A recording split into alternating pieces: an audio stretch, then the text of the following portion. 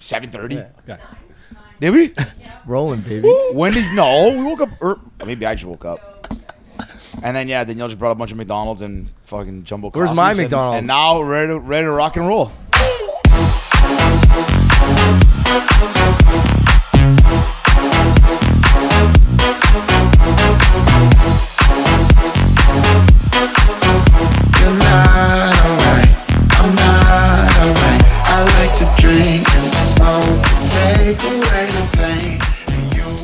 Did you? How do you guys do your hangovers? Like, are you guys good about it? No, awful.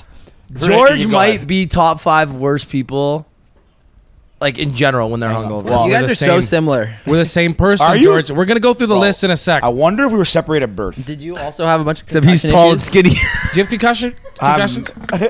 Maybe I don't We're know. both tall, skinny, Yeah. good-looking, Yeah. wealthy, We have you- sick thigh tattoos. You guys are both good-looking. and we we're- both mark things on our removed face. off our faces. You're 8 weeks And we're both behind. hilarious. We Hilarious. can both sing incredibly well. Ladies love us. Oh, nailed it. No, dude, I sprained my ankle 8 weeks ago really badly. Look Wait, at you now. Yeah, mine's. How did you sprain your ankle? It's pretty hardcore, man. I was going into the corner, leading goal scorer on my men's league team, and really the other team's always gunning for me. I'm like the Austin Matthews of the DMHL. And going in the corner, little stutter step. Guy took my legs out. Oh, into the boards. Right in the boards, That's so- twisted her right up. The downtown league's the best hockey league in Toronto. It really is. What level do you play downtown? It's B something. I don't know if it's Okay, upper or B. lower. Because like that A league Yeah, is like just insane. it is. I It's like played one ex-pros. game. I played one game in the A League, and I got lit up, and I was so embarrassed. We won 10-9, so it wasn't the end of the world. But I was so embarrassed. Like the guy invited me out 2 weeks later. I was like, absolutely not. What? Like you just look stupid. I'm a decent goalie. Yeah, what did you Yeah. do growing up? I was a goalie. I played what, AAA. AAA I played goalie. AAA for 6 years, and I played AA for 2. Wow. So like I was Nice. decent. Like it's not like I'm You not. were a I wasn't goalie? amazing. Yeah. I was Yeah, goalie. I wouldn't have guessed that. Nobody guesses that. That's wild. You'd Wait, be like, why is that? Explain so people like. What's your? I mean, goalies are weird. I knew. I was thinking the Buddy. same thing. Everybody says that Yeah, goalies are weird. I know that because Goalies and drummers. Goalie. I didn't goalies know and the who? drummers part. Drummer. Oh, fuck, Drummers I and was a drummer. goalies. Drummer and a goalie. Are you a drummer, Two actually? weirdos. I was a drummer back in the day. Yeah. This is known. Hilarious. This I is actually known. joined the band. Wait, you know what? It's funny you say that. We actually have been looking for a fill-in drummer. So I have not picked up a stick in probably 15 years, but how hard could it be? Like, I mean, like, what level were you at? Were you AAA drummer? Like maybe high house league.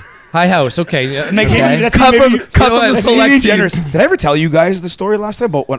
And I guess I didn't tell you. I was in a band in like middle school. Like, not middle school, junior high. Yeah. I told you. I don't think so. Did we not Tell it talk again. about I was this? just about to Yeah, ask tell that it if you were in again. a band. Yeah. So I was. I picked up I started in grade 6. We had to play an instrument at the school I went to. So naturally, I don't know. Being Greek, I guess Greek kids play clarinets because it's a Greek instrument. So says my dad. Wait, sorry. Clarinet's a Greek instrument. It's in a lot of Greek music, I guess. Yeah, I know so that. my dad's like, The play the Greeks clarinet. just claim everything. Man. Yeah, everything. Greece It was is the all best Greek. country in the Yeah, world. exactly. The air Yeah. there's the best. The water. Everything. Anyway, so I played it for first grade 6, and I was like, "Wow, I'm a dork. Like this instrument sucks."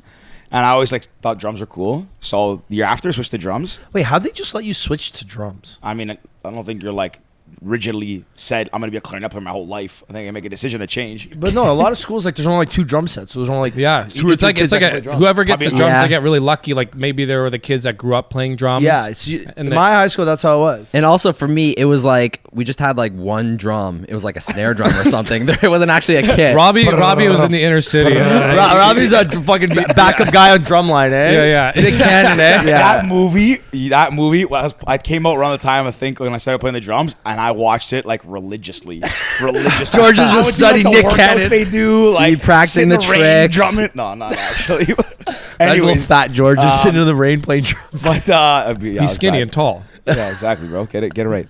Anyways, long story short, we made a band in like grade 7 or 8. Drummer, we had a bassist and a guitarist. No one sang, and we played. I think That's the Smoke- most. I think That's we how. played- That's how to get successful as a band, right? Singers, nobody really wants those. Every top band. Okay, I gotta keep it together. I can't say how sorry, on you're this right. pod. That's low key. I'm I'm already losing it. Anyways, we played Smoke on the Water, I think, or Seven Nation Army, one of them. Like the easiest songs in history to play. But without the words. And even though I'm very good, I'm not very good. So I was good at like picking it up because I have good tempo, whatever. That's how I picked up the drums. When I was on stage, I was playing, and in my head, I was like rocking out. I was killing it, like ripping solos. The guys kept turning back at me, and I was like, wow, I must be killing it. At the end, we left stage, and they're like, George, like, did you like listen to what was happening? I was like, what do you mean? They're like, we killed it. He's like, you were like 8 bars ahead of us at all times, just smashing the drums, like drowning everyone out, just in your own world, completely tone deaf.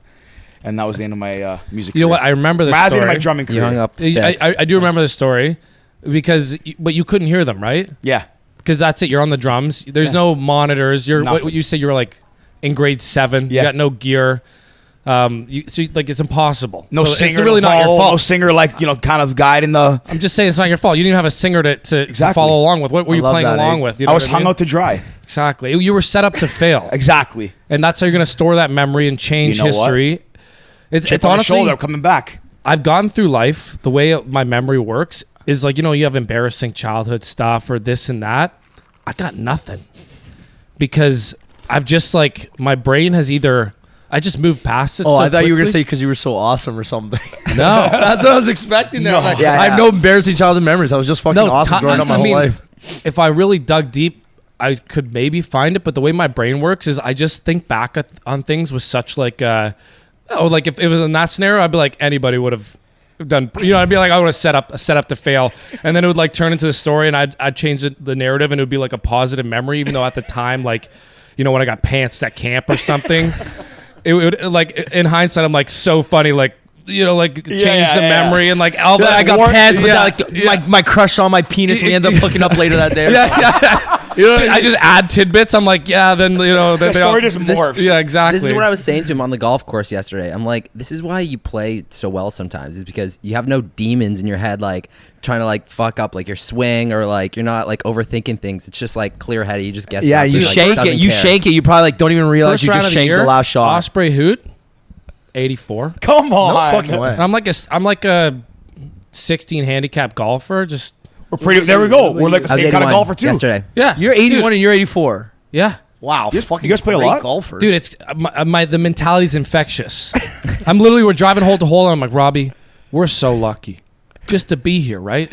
Totally. It sounds like us, honestly. Such a nice day. I'm like, we have such good friends. That was me. He's like, anytime I'm down, this is what gets me up. I fucking love you guys, man. You guys are some of my favorite. I forgot how awesome you guys are. Now watch this drive. Do you guys both golf? We should get out and force it. I drink at the golf course. I'll take you to a good course. I remember last time we did the show, you were coming in from playing golf, weren't you? Was that? Oh, good memory. Yeah. Oh, sick fit. How do you guys remember that? What course? St. George. Just your name, Bliss Saint in it. I basically christened the course. Nice. It's a good course. It's good. Okay. Well, how you were just saying that at George's birthday a couple weeks ago. Nice. We ran into you guys. Yeah. I think I literally went around to every single jokes. person at the party, just like telling them how much I love them and how thankful I am for our friendship. Literally everybody. I think every. But would you do it? You do it sober too? Oh yeah. Yeah. It's I'm not the like type of guy some people like, are drunk and they're like, I love you, man. I'll I'm like message sober. our group chat and I'll be like, hey boys, like it's been a while. I just want to let you know I love you guys. Like, Yeah. Do you ever just feel fortunate? Man, All like, every day. fucking day. Every day. Every day, man. Honestly, every day. Even when I sprained my ankle yesterday, I was like, this could be worse. Like I got up in soccer and I'm like training for me and Becca are doing she's doing a triathlon coming up. Wow. We're both running a marathon in the fall. Well, maybe 2, but so I wait, you stopped. too? Both No, you two? no, me I and ran me and one, my Bex. knees got fucked. He's more of a sprinter. Yeah. We but anyways, I stopped playing soccer. I played twice a week and I brought it down to 1 because I was like, I don't want to get injured. Sure enough, the week after I went to 1 day a week, I like really messed up my ankle, so I got to stay out for a while. And in the moment, I was on the floor, I thought I was gonna barf. It hurt so bad. But then, as soon as I got to the sidelines, I'm like, silver lining. I was like, back's been kind of weak, hips been a little sore. You know what? I'll work on mobility for the next couple weeks. I wish I didn't have to have an injury to think about that, but could be worse. Could have lost my leg. And honestly, I think about it every day. Like I'm sure, like it's not a grand, like it's not. There's things that happen to people in life that are much worse, and sometimes not always easy to see the bright side. But truly, if you take a mindset of like, there's some lesson or silver lining in everything, or something to be fortunate for. life's not so Well, bad. it's just like that's obviously just a better way to live, no doubt. But it's just like it's almost subconscious for me. Like I'll just be hit with like a smile in my room, and I'll catch myself lacking. You know, I tighten that up in case I don't want anyone to see that. You know, Gotta be hard. I'll just be like sitting in my chair or whatever, and I'll just be like, and then tighten that up. You know, because I'm fucking. You're a rock star. Look at me, dude. You know what I mean? Like people can't see that side of me. I'm Yeah, you need hardcore. to be depressed in order to write those songs and get those lyrics out. Oh, That's so dude, funny. I need pain. Actually, it's actually troublesome for music. You got to listen to our episode we had with Peter Takis. We were talking about Who's that? Who's Peter? He's a DJ producer. Guy so from he's- Vancouver. Yeah, Good guy. Really, really successful in the EDM space now. I think he's actually like, going on tour soon or something. One of his recent songs is like blowing up on radio. Yeah, now. it's Sick. like all over Dude. the radio. Yeah, I'll send you guys the episode to listen to. But he talks about how like lately everything in his life was like going really good. He had a girlfriend, he was touring, he had songs on the radio, like just everything was going amazing, and he was just writing absolute fucking trash, like just trash. 2 weeks later, he's done touring. Girlfriend breaks up with him. Yes. Like songs off the radio, Dude, just yes. writing absolute fire. He goes, I hate it. But again, like I was writing some of the best music of my life. Meanwhile, I was in the worst place of my life. So it was like that silver lining for him. But Yeah. It's weird how that works. People, it's a problem because like obviously it's not a great response, but like people will tell me stuff like we're at a boxing gym and like new characters come through and one guy comes through and he's just talking, chatting, and he's like, yeah, man, just like went through a really tough time, like drug addiction, girl broke up with me, all this stuff, and I go, dope. And I catch myself and he's like, yeah. And I'm like, yeah, like it's like, because I'm thinking like that's rock and roll. Because like obviously he's through it now, right? So I see stuff like that. Yeah. I'm always Yeah, like he's on the other sick, side. man. Like, Yeah. whereas most people are like, I'm sorry to hear that. I'm like, good, man. Like that shit's what that shit to hear Isn't yeah. isn't it the I thing, love like, you changed it, but you're like, good. Yeah. Yeah, I'm like, fuck yeah. And he's like, hell yeah. Like, I'm like, drugs, all that shit. I'm like, good for you, that's man. rock and roll. But it's the problem is like the what I was saying, you're like no demons and stuff like that. Yeah. I think I'd benefit from some demons. I feel like it's the guys with demons, like the ex-addicts that get addicted to work and then they make a crazy cool business, or like like even if you have a little like narcissism or like what is it, like if you're self-conscious and you become like a Instagram celebrity. Sorry, guys. You know what I mean? Like Ricky, you know? TikTok. TikTok celeb. I'm just saying, like, without the demons, like, that's kind of like an engine. It can drive you. Whereas if you're like, I'm good, like, I don't care what people think about me, you kind of you relax. Mm-hmm. You need that fire. You need to, like, have, like, you want to get revenge out there. You know, all the people didn't think I could make it. Yeah. I don't have any of that. I'm like, they No? probably Thank don't know me, you know? I live a good life. Cheers, boys. Yeah, boys. First shot. And then, Nice. Robbie, I want to ask you if you're similar, you're the opposite, and you're like, you know, your mentality. Cheers. Cheers, guys. Thanks for having us on, by the way. man, you guys. Honestly, I forgot how much I love having you guys on. The We were pod. looking forward to this for that was tequila? a long time. Wow. Nice. Chilled too. I got That's why I ice grabbed cube, the almost ice. vomited there. Wow. That was delicious. All All right, right, let's get fucking hair going. on your chest. Yeah, this Sunday is nice, Funday. boys. Sunday fun day. But- And we got lots of time. Yeah. What's going on up in the dome for you? And me, I think I'm a little bit more opposite. Like What? I feel like Robbie's very chill. It's like, I mean, like I'm chill, but also like I don't know. I kind of get I like overanalyze things, or I get like yips in golf, or like you know, like okay. that kind of thing where I'm like thinking too much and I'm in my own head sometimes, and it doesn't necessarily translate to good performance. But I wouldn't sometimes. say demons, though. Yeah, demons. No, Demon free. No, demon free. But Since 93, right? yeah. Demon But like free since overall, 93. no, like super positive. Like I echo what both you guys are saying about just like life's good. You guys Yeah. got a couple You'll demons scrutinize rattling things around a in there, little Rick? more. What? Yeah, Like, is exactly. this the right move, or should I? Like, yeah, is this yeah. on the right, a little like- more indecisive. Yeah, for feel sure. that. I feel that. What's in that tank of yours? What's driving that? You know, I have absolutely zero fucking demons. Fucking right now. rainbows and butterflies in his brain. Buddy, my brain is just absolutely like, honestly, sunshine, flowers, boobs, money. That's what goes through my brain on a daily basis, Wow, and it's I amazing. respect the Man, honesty. it is like Basically, his TikTok algorithm is his like brain. yeah, my TikTok algorithm is fucking me. It's like fitness, like health, travel, boobs, money, like Very- sunshine. It's always back to your boob guy. Oh yeah, big boob guy. We're being honest on the episode, man. Like I think about boobs a lot. Really? Yeah, it's I funny 'cause, hardly like, ever think So of I've them. been single now for 2 years, obviously. You guys follow my TikTok, you know that. Yeah. Um, Everyone, I'm there. Everyone, I'm there. Liking them. I know. I comment on some of yours too. I tried to. But yeah, it's like I've been single for so long, and sometimes people are like, I tried to. I tried do to. that at the end. Like I probably He's don't. like, I'm but there for some of them. "No, They're- he comments." When I All see right. his comments, I try to For sure. respond to them. So Yeah. funny. So it's like, Try so to. there's some days where I'm like, it'd be so nice to fucking like just have somebody. But then I'm like, I have no headaches at all. Like Your last I TikTok can hang said out with that. whoever I want, whenever I want, do whatever I want. Like I can go to You London. travel with Danielle. everywhere. I travel That- everywhere. this was your I last go for a run with TikTok. Becca. Like I went to your concert with Alyssa. Like I can do anything with anyone, and nobody's like breathing down my throat or why are you going out? Why are you going to London? Well, you're going to London for 3.5 days. Like that's so crazy. You're gonna spend like $2,000 in 72 hours. It's like, yeah, like, it's my money. Like, who cares? Or, hear me out. You date can Matt. find an amazing girl that also doesn't do any of that to you. That's And true. your life's That's true, also that's true. amazing. That's true. That's the rebuttal, but it's super hard to But find. again, yeah, you got to find that perfect person, Yeah. right? Like Georgie, you found yours. You guys might have found yours. I'm like, I haven't. Yeah, that's like I haven't found mine. So it's like, if you're with the wrong person, and like we've all been in with Yeah. wrong people, obviously, it's so tough to find that like happy middle ground because like you're all either overcompensating or you're trying to make something work that doesn't work, like a square peg in a round hole kind of thing, and it's so fucking tough. And then like I look back to some of my previous relationships, like if I booked a random trip to London, England with another girl, even though me and Danielle are like homies, my ex would fucking absolutely have my head on a platter. Well, yeah. Even if she I don't couldn't even think go. Becca would be cool with that. No. I mean, like, I could go and be like, hey, I'm going to go fly down and see my buddy in Vancouver for like 3 days, do some work. She'd be like, yeah, cool. Yeah, cool, exactly. Yeah. Hey, I'm going to go with Danielle. She's like, what the fuck? Danielle and I- Yeah. She's like, why wouldn't I invite my girlfriend? No, but like, I'm gonna go to there- Danielle there's Palm any girl Springs. objectively would- No, but Totally. there were times where I would go to events and one of my exes couldn't go to the event. And it's like, well, you shouldn't go because I can't go. I was like, sorry, what?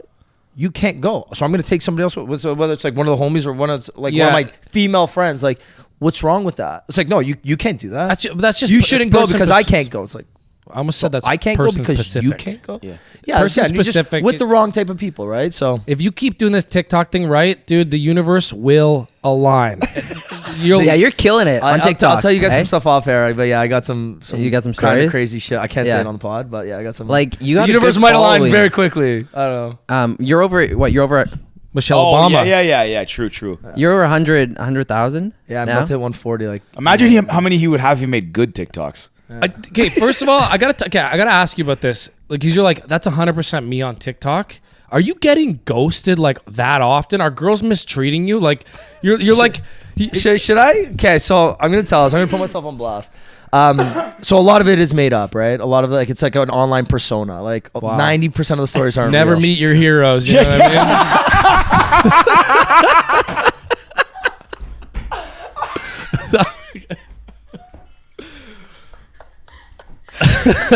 Honestly, I knew something along those lines was coming. that was good. I was gonna say, just shattered your world, eh? This guy's like invested. I'm in at this- home. I'm like, my man Ricky's getting hung out to dry out there, man. All these women mistreating him. Yeah, You know, freedom. I almost dumped my own girl because of what they were doing to him, man.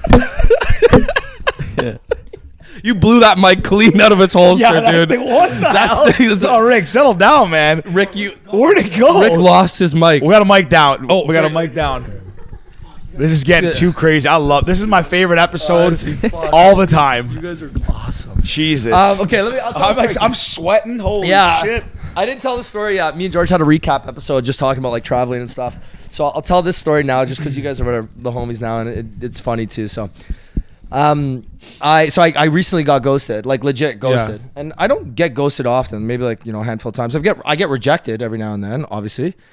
But I don't get ghosted often. Yeah. He's like, handful 3 times. So there was this chick I've known her for maybe like a year or two now. I don't know. Beautiful blue eyes, like just absolutely stunning. And I was.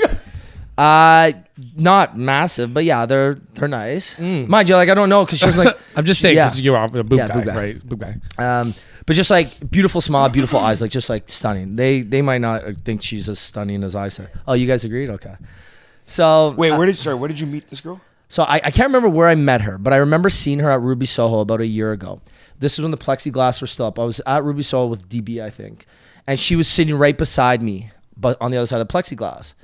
She doesn't really know who I am. I'm just like another guy. But I know who she is because I think I'm like friends with her sister's friend or something. I can't remember.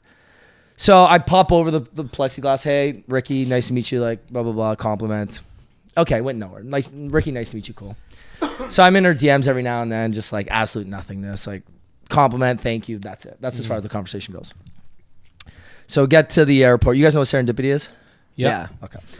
Wait, like the word, or like is there a club called Serendipity? There's a movie also. And the movie. Yeah. The movie with, what's his? Kate With Kate Beckinsale? John Cusack. John Cusack and Kate Beckinsale. Kate yeah. Beckinsale, yeah. So I'm in the airport. I'm in line going to a bachelor party in Yeah. Scottsdale, right? Lines are massive 2-hour long lines. We get line bypass, Amex. Well, because that's part of the thing. Because if I was in the back of the line, I wouldn't have met her. So we get to the front of the line. We skip the entire line. Do you know when you split off to go to the baggage check areas? Not baggage check, but the security where you put your bag through the thing. Yeah. So they split you into like 5 different lines. So I get into the far line, and they put me in the long one. I'm kind of cheesed. I see this girl in the orange sweater, and I see her eyes because she's wearing a mask. I see her eyes, beautiful blue eyes. I was like, oh my god, beautiful. Oh my god, I know who this is. So I tap her on the shoulder. Hey, I don't want to say her name. Ricky, small talk. Where are you going? Oh, I'm going to a bachelorette party. Oh, where are you going? Scottsdale. I'm like, oh, no fucking way. So am I.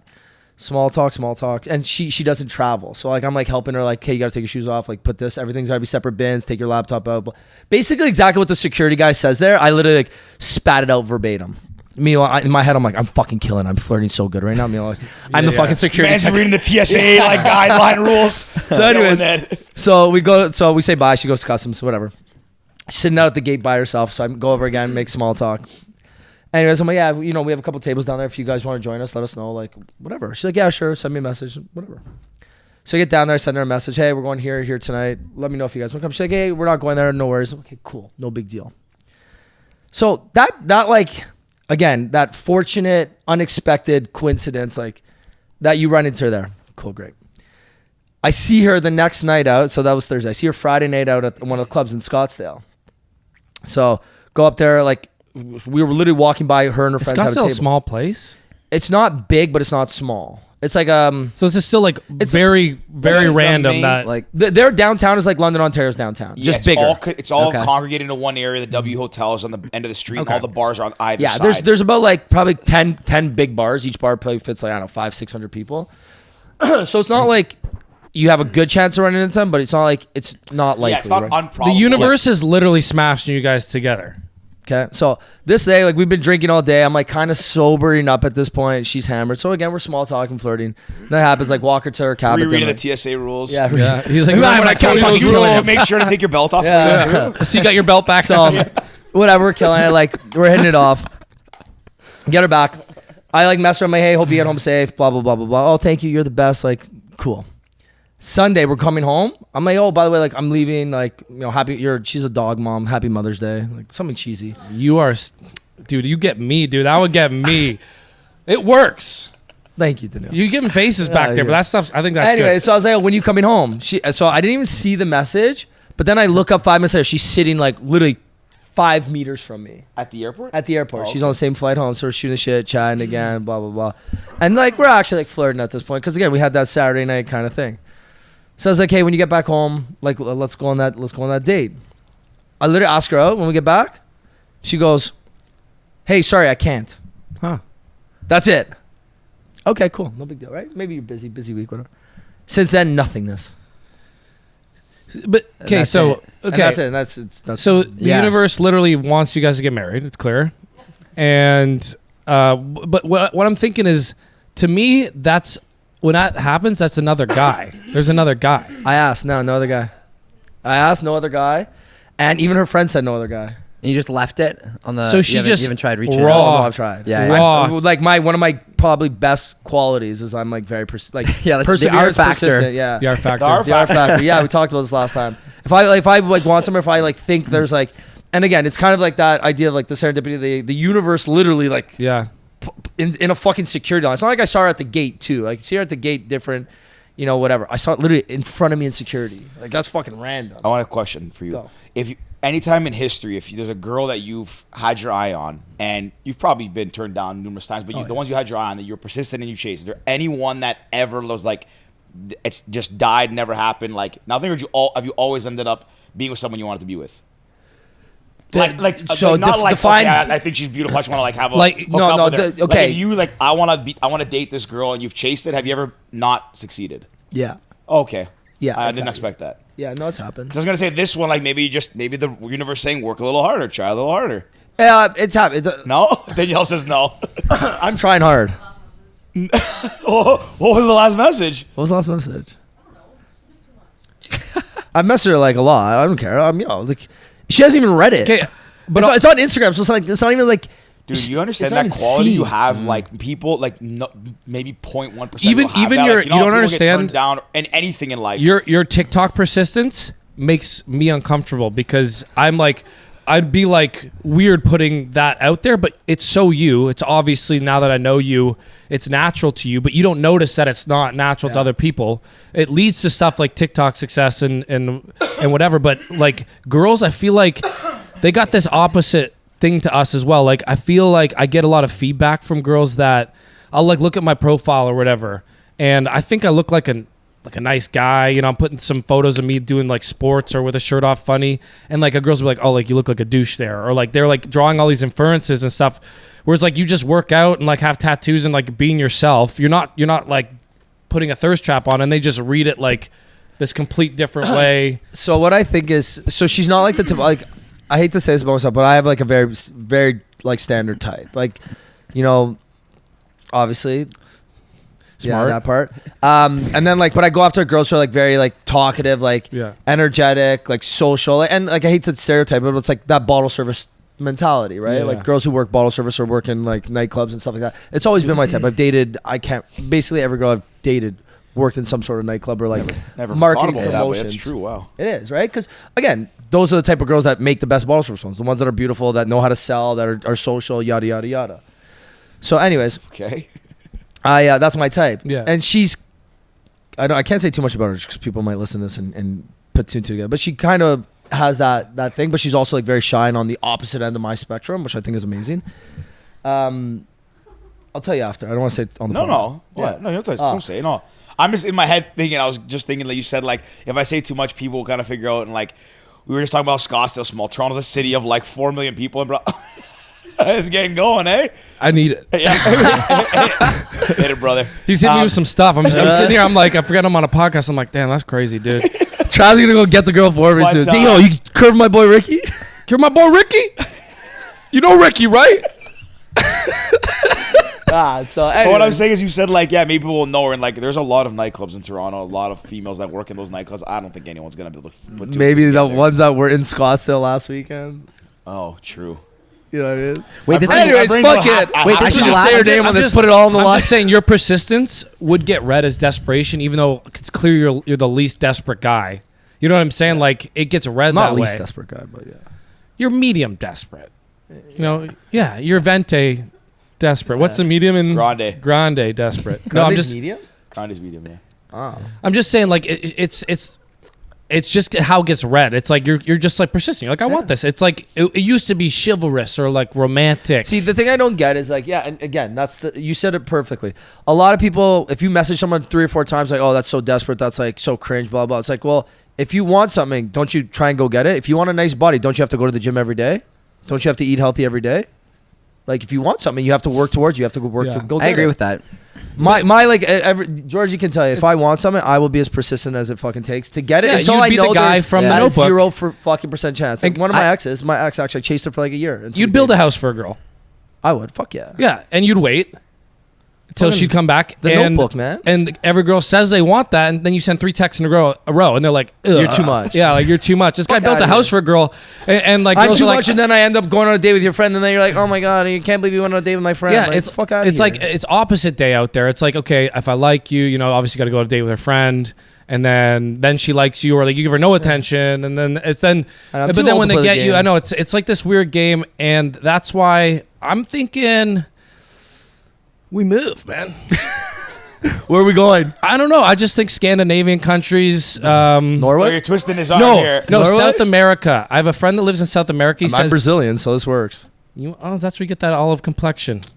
Interesting. Got you. You speak No, zero. Portuguese? Okay. He speaks a little Italian. I speak a little Italian. I can get by in Italy. I just think it's and again, we're not dishing on. I know we got 2 Toronto girls here. You know, they're sitting over there. There's gems. Wait, are you not from Toronto? 3. She's from like. We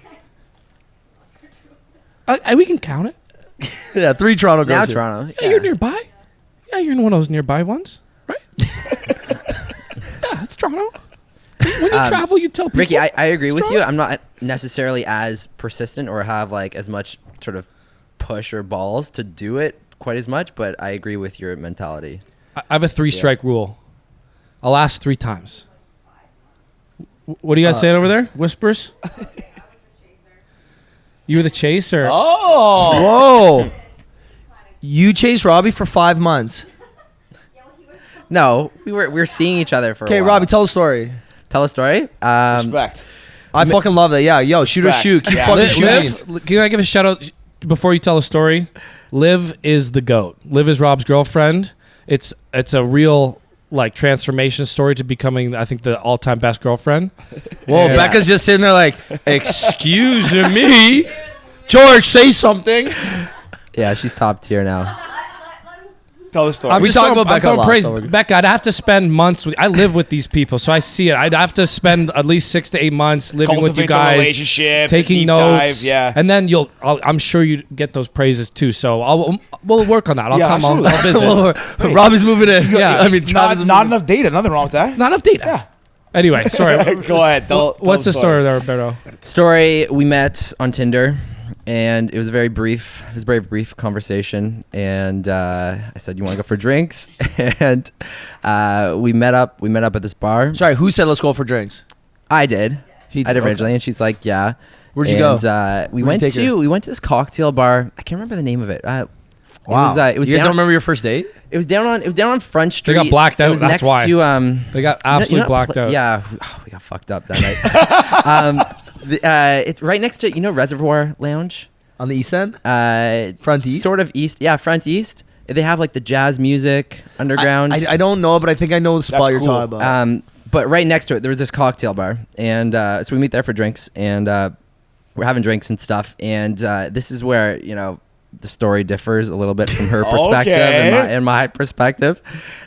So we're ordering cocktails, and or I guess the first sort of red flag for her was I ordered sparkling water, and it was brought out in like this fancy bottle. So she says that this was like, oh, like he's fancy, like orders like fancy water and stuff, right? Rich water. Yeah, exactly. She's not from Toronto, man. She hasn't seen that stuff. So You got a bottle of Voss and the San Pellegrino on the table. and then the second one was so the waiter comes over, and we're talking about cocktails and stuff, and he recommends this drink to me, and I'm like, yeah, sure, you know what, I'll try it. Brings it over, and we're having drinks. He comes back a little bit later, and he's like, oh, how'd you like the drink? And Tell me you sent it back, or you said you didn't like it. well, I said, man, I was like, it's all right. I don't really like it, right? And he's like, do you want me to take it back for you? And I was like, sure. What? Dude, You we'll sent get into back this. a drink on a first date. We'll get into this, How much did Ricky. you drink? Well, I had a sip of He's it. notorious for this, He dude. he came in. Not on a first date. Well, he came and asked me. He's like, "Do you like the drink?" Honestly, and I would was like, probably do the "Not same really." thing. And he's like, I'd be like, thank you, sir, for the drink. I No. would drink the drink No. I hated. He's like, "Do you want me to bring you something else?" And I was like, "Sure, if you don't mind." It was very casual. It wasn't okay. like it wasn't And like then he just took no, it back. that's, And then he that's just took, Robbie's like- perspective. I didn't call him over. I didn't call him over and was like, "Yo, take this away." Garçon, get this shit out yeah. of my sight. Listen, this is a I picture your dad doing that. Oh. But this wine's trash. Tells Take it me. I back. can tell. No, Rob- it was very casual, and she might tell a story a bit differently. Well, but she doesn't have a mic, unfortunately. I'll can't try say to it be on her mic? voice. I'll try to be her voice here. Yeah. Liv and I are really connected. We have like that ESP. you guys I almost are said kind of ESPN. similar. That's from him. Yeah. Rob, I've been out to like dinner or lunch with him where he's like, it takes time. He really peruses the menu. I go in there and I look for the chicken I'm club. indecisive. I don't know. And what I I want. point. I just like I go in there. If I see something and I commit. You know what I mean? And or if I get a recommendation, I'll hammer that commit button. You know, Robbie's asking, what's in that sauce? What's that sauce made of? And it always I really respect that. fucking drives me nuts. I'm like, Oh, no. I'm like, order the fucking something and just figure it out. And Order I'm the really fucking trying- something and just figure it I'm out. really trying to be better. And then, but then what he'll do is he'll ask for the recommendation. You know, they'll be like, oh, he'll be like, what's a good drink or what's whatever. And the server will say, we have this, we have that. I really like this. And Rob goes, okay, I'll go with that. And the server will bring it over, and then, you know, Rob will drink it. The server will ask, how do you like it? And Rob will be like, you know, I didn't really like it. And he'll send it back. It's not, I'll send it back. I'll be honest with them. And then I'm not like, this doesn't happen often. They come and ask me, and I'm like, it's okay. Like, But whatever. if I and didn't- they make an inference. They're like, oh, do you want something else, or do you want this? And I'm like, I take them up on the opportunity. If I didn't rag on you though, you'd keep doing it. You say not that often. I feel like early days it was often enough, and then I was like, It's not happened- with me. You know It's what I mean? happened, Because like, this is what I'm thinking. 2-3 times. If you ask for a recommendation, Yeah. it doesn't matter if you commit to ordering something. That's on you. Unless they fuck it up, if you don't like it, that's on you. I think. Well, see, I'm trying to think about this because I understand both perspectives, but at the same time, like to Robbie's point, okay, if somebody comes, if like they say, hey, like what kind of drinks do you like? And Robbie says, oh, I like something like more strong or fruity or bit, whatever. Like if they ask, and they say, well, these are good, and if they bring it, and then he says, yeah, it was whatever. That person is also asking for feedback to know next time, hey, if I meet someone like Robbie and he says this, maybe I shouldn't recommend that. Okay. Maybe try this one. Like, at the same time as, like, let's take, for example, like, you know, I'm just trying to look at it objectively. Like, let's say for Cast, we did our app. We would ask people, hey, can you give us feedback? Like, tell us honestly. Yeah. What if they just told us, hey, this is the best app I've ever used in my life? Would that help us better our product? It was the best app ever. But what if they're at an app place that just has apps? The App Store. And but just like they've come to a AKA place the App specifically to consume an app. Okay. The App Or Store. But like they're hanging there. Like it's you can peruse the App Store and leave. You don't go to a restaurant and not order something usually. You know what I mean? That's true. So you're at a place where you're going there because you're like, I'm gonna buy an app no matter what. And you know they talk to you and you go, listen, like I love this Cast app, or they're like, I don't know what I want. Like, can you make a recommendation? And you're like, oh, I got this Cast app. It's kind of social voting. You might like it. And they go, yeah, that's what I want. And they download that app. And then, like, I get what you're saying. Feedback is feedback. They could go, listen, you know what? It wasn't for me. Maybe if this and this changed. But I don't think that you should have to refund them anything. I don't think you should. But they didn't. They just switched it, right?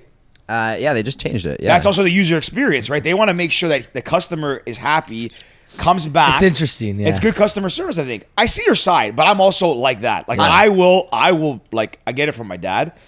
Like, if I don't like something, I'm like, hey, like, this is not good. Like, can you, like, I don't do it as much anymore, but I just was feel like pretty it's much on the me. I point feel like where I would made be the like, choice. Hey, can you, like, this is kind of, what is this? Yeah, like let's not get it twisted. I'm not like a Karen, like complaining at Yeah, all right. restaurants and stuff. Yeah. You know, I agree with it. I just, on a first date, Yeah, that's a Like, rewind. that just shows how big his to me, gonads that are. one is, if I was on a date It's with a girl and assertive. she sent the drink back, You I'd know? be I like, mean, it worked. Exactly. Yeah, it worked. She honestly. pursued him Yeah. for 5 months after that because she's like, She's like, he's got, Fuck, knows this is that what guy's I'm a doing man. wrong. Yeah. This is what I'm Yeah. doing wrong. That Must guy's have a done man. He knows what he something wants right. in life. I'm gonna, my next date, waiter, take this back. yo, that's hilarious. So you didn't even try. Take it back. Rick's gonna get his first date with that dream girl, and his first move is gonna be like, "What do you recommend, Constable?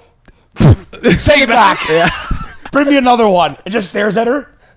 I'll see you in 5 If it doesn't Yeah, work, yeah, take yeah. I'll see you about. Take hers back too while you're at it. Yo, you got to one order for her.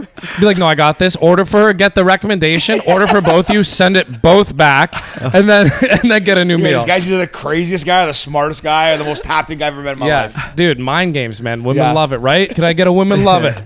Woo, woo, woo, woo. it was It's so funny because me and Becca, when we started like dating, we both thought, she thought I was like cardboard because I was just so bland with my messaging. How'd you guys meet? Dude, you are poster board. Friends of friends. Colorful. And then, I was training I was just running a lot in 2020 during the lockdown, and she runs a lot. And then one day, did I message you or you messaged me? You messaged me saying we should, or you said, what are you training for or something? We should train together. And I was like, I didn't think anything of it. I'm like, oh, cool. Sure. Nothing material. Like then, like kind of like was like a couple weeks on and off, whatever.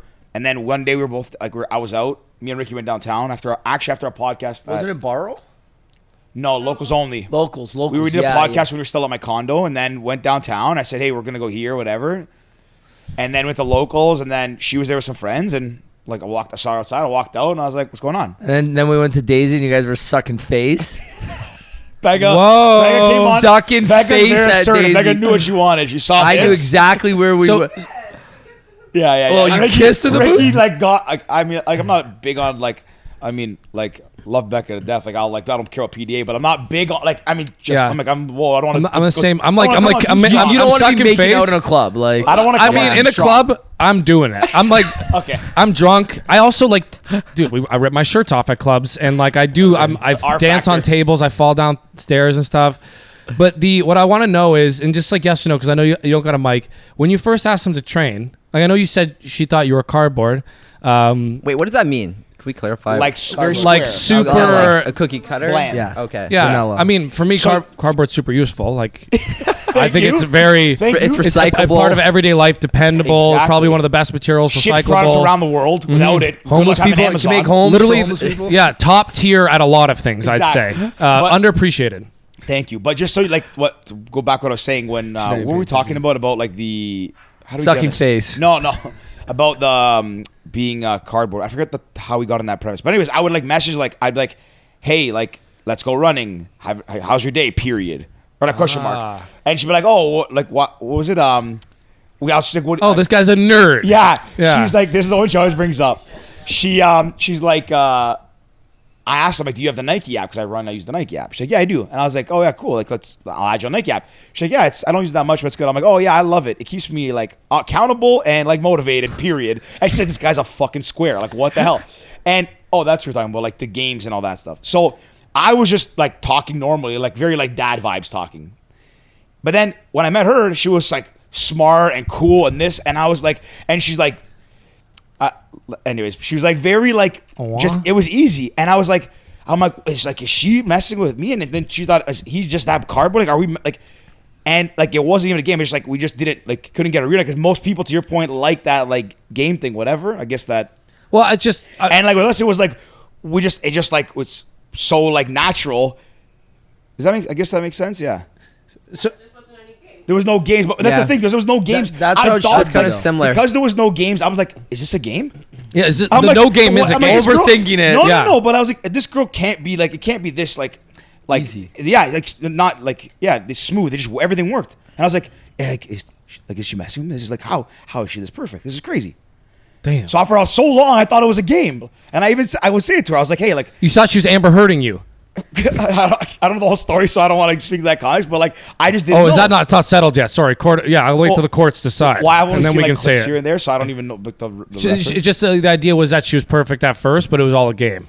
And Oh, then, yeah, and then yes. that was the Amber. Sorry, But not- it turns out she was as perfect as I thought she was from the beginning, and I just was like, yeah, there was no nothing. So just yes or no's, because when you first reach out to him to train, you know, when you're like, we should train together, you know, were you like into him then? As a girl, you thinking like Yeah, for sure. Yeah, damn right from the start? I don't. I was like, you know what? If this is just friendly, like we actually just run together, like I'm good at that too because he seems so cool. So it's a win-win. Basically, I don't think there's any like when girls are reaching out for stuff like that, like right off the bat, I think you gotta be like, you know, I don't think it's weird to be like, this girl's into me, even just for like a running date and stuff like that. I don't think because I think girls are really aware of that guys will perceive it that way. So even if a girl sees a guy that maybe she's not interested in on like a relationship front, she'll avoid making a friendship push towards him because it'll get like the guy will be like, I like you though, so Yeah. you know what I mean. So like if Never a thought girl, about that, but yeah. That's a good point. yeah. I'm actually like really lost in the conversation right now. Like Yeah. I want to take it back to Work- yeah, Robbie I and the agree with 5 that. months. So Oh. the first date, you sent back the drink. Yeah, we circled away Things from are that. things are You took it to another place. yeah. So things are going well on this first date. Wait, what was so you said it was a red flag, and then no one's able to hear us. But what was your perception when he sent the drink back? Yeah, I thought he was gonna be like high maintenance. prima Okay, donna. she thought he was going to be high Yeah, maintenance. that was a little high maintenance. That's We fair. went to like an Irish pub after. He's like, "Want to get the fuck out of here?" And then we went and got like really drunk at like some pub and made out in an alley. And I was like, "Oh, this guy's cool." Whoa. Oh, I love okay, that. okay. So they get in here. So you can repeat it. Oh, she just said that. Oh my god, I was like, who is that? And I just realized Danielle's not in the background. Sorry. We went to an Irish pub after, and we got really drunk, and we had a bunch of beers, and we ended up making out in an alleyway afterwards. And Hell she yeah, thought he was brother. really cool. That's rock and And she roll. thought it was That's cool. rock and roll. See, So I it was a I sick love date. that. It was a great date. But to your question of the 5 months, I think Yeah. So first date was obviously good. first date was great. Our second date was on Valentine's Day. Did you guys get any? You bring any gifts or anything? No. Okay. No, we didn't. And then Rob would've sent it back anyways, fumbled eh? a few Valentine's days before he really found his. yeah, we have a sort of a funny Valentine's Day story. But No, back to the 5 months part before we do Valentine's Day. We five. get all in the weeds here. Basically, just say that I was more into tying the knot with you than you were. Yeah, she was more into moving the relationship forward quicker Okay. than I was. So You're a rock star. Yeah, I was like, do I want a relationship at the time? Do I not? Yeah. Whatever. And then Liv, kudos to her. She stuck with it, and she sort of broke me down. Respect that. She got the R factor. Not Yeah, only stuck exactly. with it, like There you go. Perseverance. I'm not taking credit for this. I'm gonna take credit for this. Definitely taking credit for this. Taking credit for this. It's like when people say, "Don't take this personally," but but you're Oh, no. What's the note? Having said that, Yeah, it's like no. It's with with all due respect, with all due respect. Yeah. Yeah. Everything after that is completely disrespectful. Disrespectful. Go ahead. Taking full credit. So Liv at first was very typical, like you said, like the girl, like why are you doing that without me, or like kind of like, and you can stop me if you think I'm. But she was like very much like she wanted the relationship to move on. She was looking for all the signs and like all the different stuff he was doing, and like it was kind of that typical thing that you were kind of complaining about in that TikTok. But Robbie was also prototypical, like I don't know, man, like I don't even know what I want, like laissez-faire, and so like they're both kind of like doing that same song and dance that makes for that like is this gonna work out style relationship. But something happened with Liv, and I think I'm going to take credit that it was like you hanging out with me and Kevin and Rob, because she'd be hanging out all the time, and because we weren't dating, Liv and me, when she would do some like bullshit like that, I'd just be like, "Yo, cut that shit out." You know what I mean?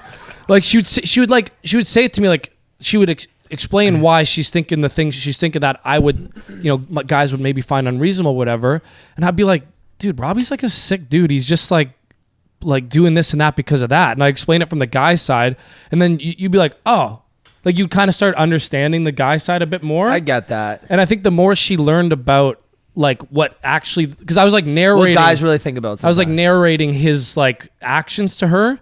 It's like you started to then just naturally like understand it more. And is it kind of like Robert would go out to the bar with his like guy friends, like, "Oh, why didn't you invite me?" It's like, because he just wanted to get drunk with the boys. It's not like he's going there to pick up girls. it wouldn't be that exact scenario, but it'd be stuff like that. similar, yeah.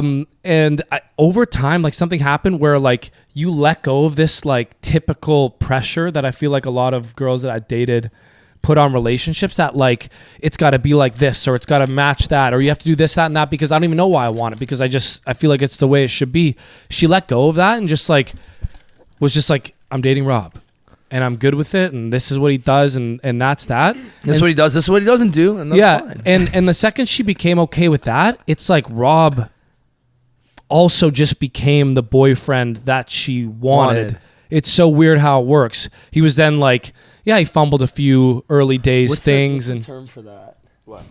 When someone like changes, and it's like changes for the better, and then another person kind of realizes that, and like they kind of almost swap spots. Is there an actual word for that? Yeah, there is. I don't know the word, but it's definitely something like I've even noticed in like our business relationship, our band relationship, because I used to be, controlling, kind of like really micromanagey, and same deal. I started to understand you more and realize how different we actually are. And then the minute I started to just let you be you, and was just like, I let go, you then also became the partner that I was looking for. Like we're in a better spot now.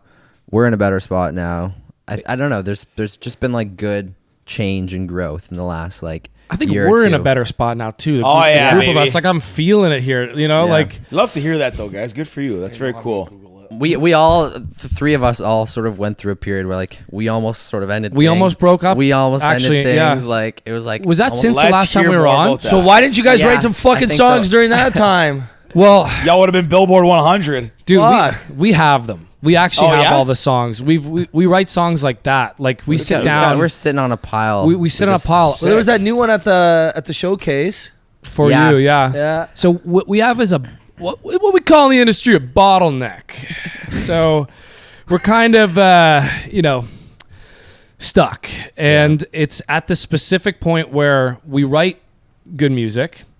And I'm just making you nod along, so the people at home are like, yes, they do as well. You know what I mean? Like, we write good music. We play great live. I think You guys killed it. like we have everything that we need to be the rock band, except for translating that live energy, that feeling we put into our music into the recorded version, because that's an art in itself. Like producers are as much an art as the rock band, and that's why, like we were saying the other day, it's crazy how little credit rap producers get. The Yeah. rappers get all the credit, but rap is all production. I man. feel like that's starting to change now, though. You feel like DJ Khaled is becoming like super famous now, and he's a producer. Kanye Yeah. started as a producer. Then there's who's the guy from Montreal that Corey Litwin manages? Murder Beats. Murder Beats. Murder Beats. Yeah, I mean, a bunch of these guys are really good, but I think there's a lot of guys in the industry though where it's different in that way. It's like you have the rapper who's the face of it, but then the producers and stuff. I'm sort of looking at that, being like, oh, like they're remixing. It's Especially old school rap. like they're taking songs that are already written and then remixing it, but done by the producer, and then the rapper gets all the credit in a way. I'm like, I feel like there's not enough. Anyway, the production is the Yeah. art, and what we're is like we work with engineers, we work with producers, but if they don't mesh with, they might be fantastic in their own right, but we have a specific vision for these songs, and we haven't quite found like the supply. What's it like the production line, like the supply chain to like get a song done to the feeling that we feel like it feels like live. And once we figure that out, it'll just be like a floodgate of songs.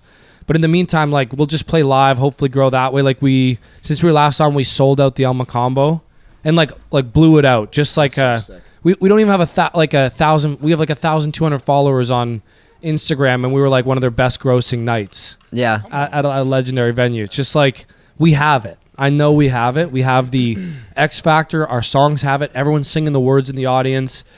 And they're vibing. They're having a fantastic time. Each show gets bigger and bigger because they keep coming back and bringing friends. We haven't captured that in our recorded music yet. So when we put out songs, even though they're good, they're not so good that they're breaking through and getting us signed or blowing up on playlists and shit like that. So that's kind of our bottleneck, I'd say, where we're at. and I think what the sort of the conclusion that we've come to recently is we gotta play a bit more of the game. You know, it's like what industry cares about is numbers on social media, Not or- how or many you bring into the fucking not venue. how many, like how you're like, not how many people you're bringing to the Elma combo, not like It's like your how good you are marketability. live. You know, yeah, it's like your marketability. The on A&R these people platforms. Yeah, it's so shit. The A&R people at music industry or at labels now, they're not like A&Rs are the people that go out and find the artists. And back in the day, they would go to a lot of shows and they'd find some underground talent and they go, these guys are sick. They could blow up. And they would come to like a show like the Elma Combo and be like, we just saw them, rock 300 people's worlds and like, we got to sign these guys. Now the A&R people are numbers people. They look at your TikToks, they look at your engagement on Instagram, they look at your streams and they go, we can make money off this. They let the audience choose and then they sign them. I wouldn't even say the audience, like the online audience. The online audience, Yeah. not the Good real way to audience. put it. It's Yeah. not the real audience. It's like the online. And again, it goes to like the new age of social media, and like especially now with the rise of TikTok, you have somebody that comes out with a random song 2-3 years ago that happens to get trendy, and then boom, instantly signed. To Like- massive deals too, right? Like we were looking at Trav's girlfriend works for Universal Music, and she was showing. That's us, why I'm dating her, for the record, right? It's all business.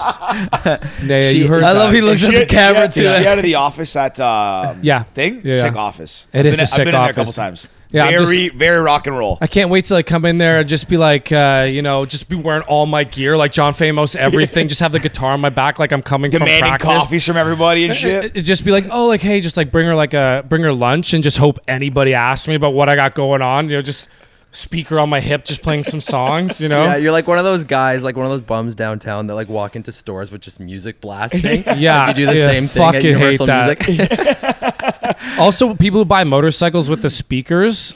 Come on, dude. Yeah. Yeah. I know, like they're like, I want to listen to music. I'm like, then sit in a car. Like, you don't buy motorcycles to listen Bro, to I music. saw. you Wait, know? hold on. Wait. Go. I saw a moped shaped like a motorcycle the other day. I kid you not. It was a moped, but it had a back area and it had a front area that had like wheel covers almost, so it looked like a motorcycle. And I'm looking at this thing, and he's coming down the sidewalk, because that's what I noticed. I'm like, why the fuck is this guy on this Oh, is it motorcycle electric? on the sidewalk, right? And then I'm like, wait a second, that's not a motorcycle. That's a little fucking moped. Did you instantly beat him up? Well, he's a fucking big dude. He was a big dude. twig Yeah. No, he was a big dude too, actually. Big dude. He would have rocked me for sure.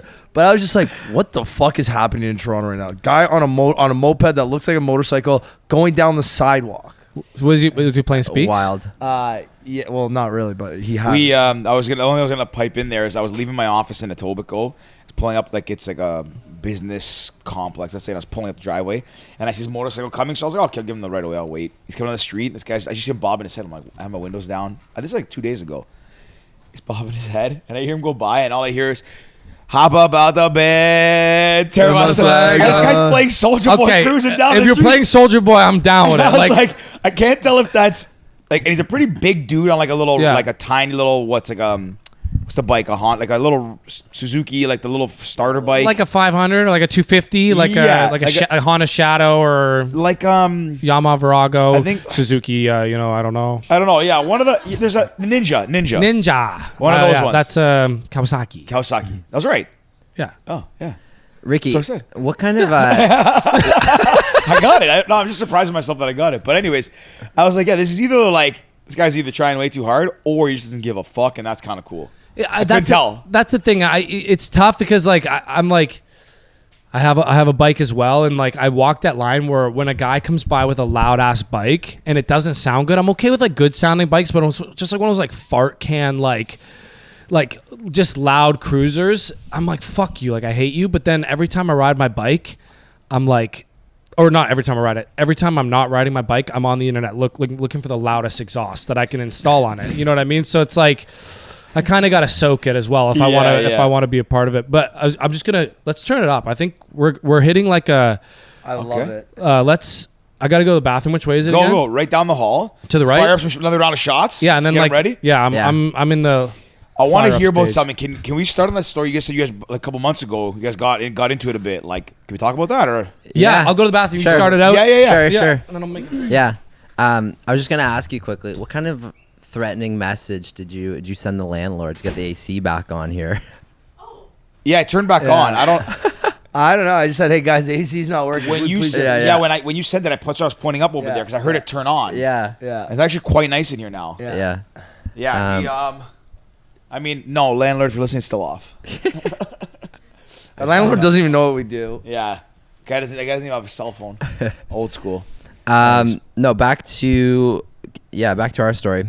It's things sort of came to a head when we moved in together, or like just before we moved in together, about a year and a half ago in our new place in. It's the one where I came to meet you, right? Exactly. Cool, yeah. yeah. So we've been in there since January of 2021. Okay.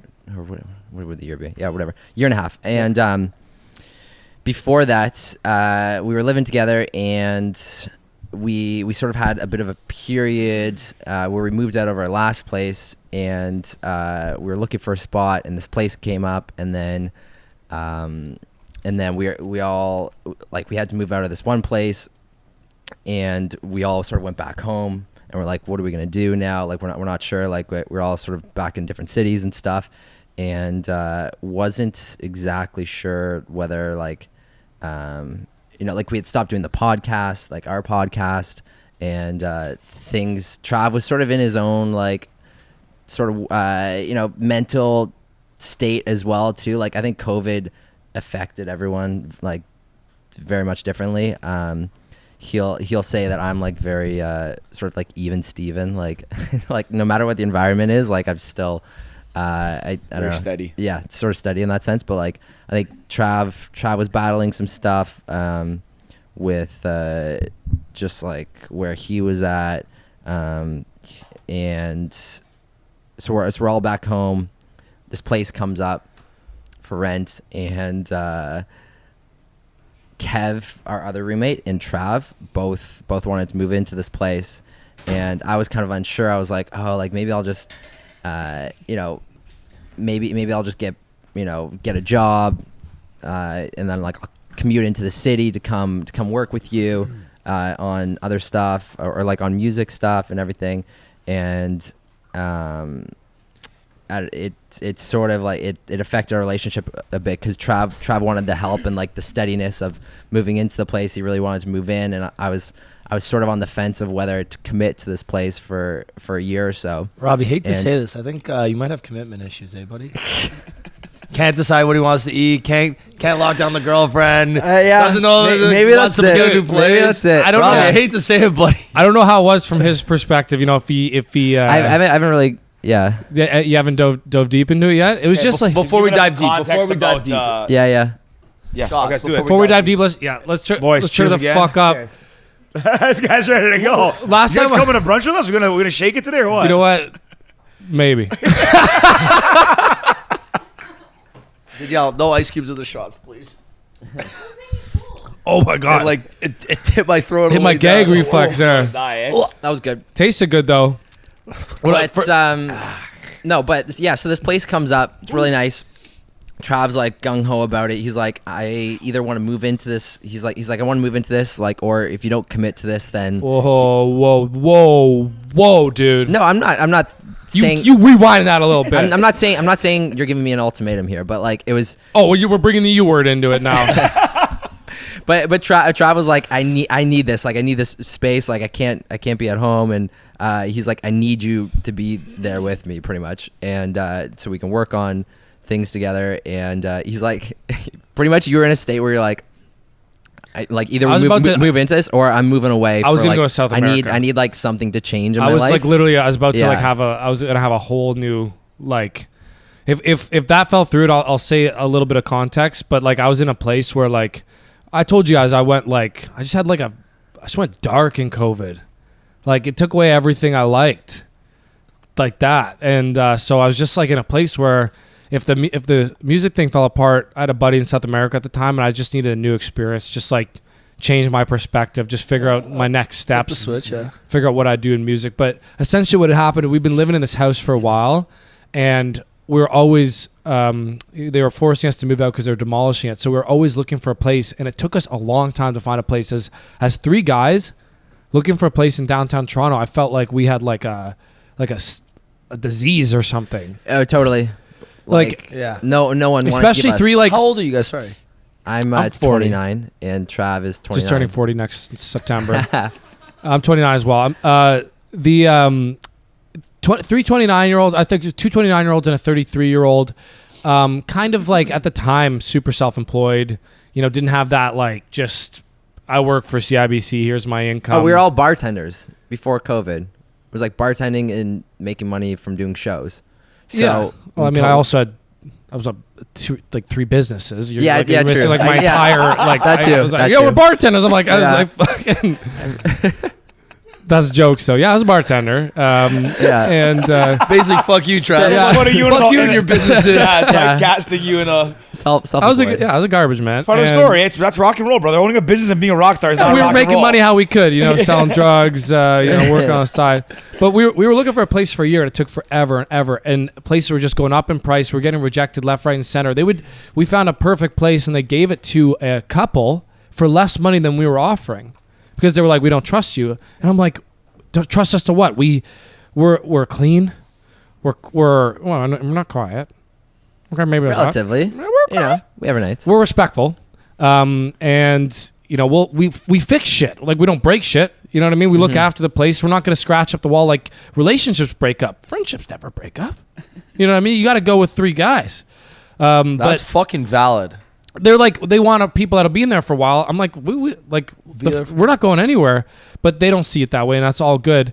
And then after a year of looking and whatever, COVID hits, and because people were leaving Toronto, places started offering deals. Rent started coming down, and we got an opportunity on this place, which, like, this place is, at the time we went and saw it, it was really weird layout. Massive upper bedroom. It's like a 4-story townhome. The upper bedroom's an entire floor. Way too big for just a bedroom. The other rooms are good size as well, and the house is just really nice, new, full garage.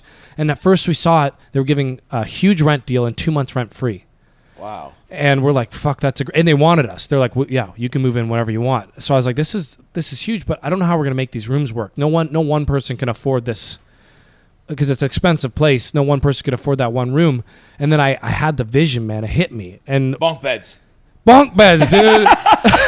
I was like, we can get 8 people living in I here. thought you were serious for a second. bro. I would. I'd like My 3 guys dream. sleeping in like Make a bunk, hostel. You do like the bunk bed style. That's got like the bunk beds and that like, one bed that comes out underneath. You know, Yeah, like, oh, a yeah, yeah. slide out drawer. It's funny trundle you bring bed. this up That's- yeah. because How do I know we that? actually It's a trundle bed. That's like that'd be the coolest setup. That'd be rock and roll. This is mine this now, by idea the way. actually like crossed our mind at one point when we were looking for a place. We're like, how can we get cheap rent? Yeah. And we're like, should we just like bunk bed it and then like studio in the other room and like get a 2-bed? You know what? Absolutely. There's still hope for bunk beds. Yeah, when we go to LA, I think we should get bunk beds, because that way save rent. Also, like, I don't know if the girls will be coming down there, so that's how they'll ensure that things are. We're gonna have bunk beds, man. Nothing's happening down there.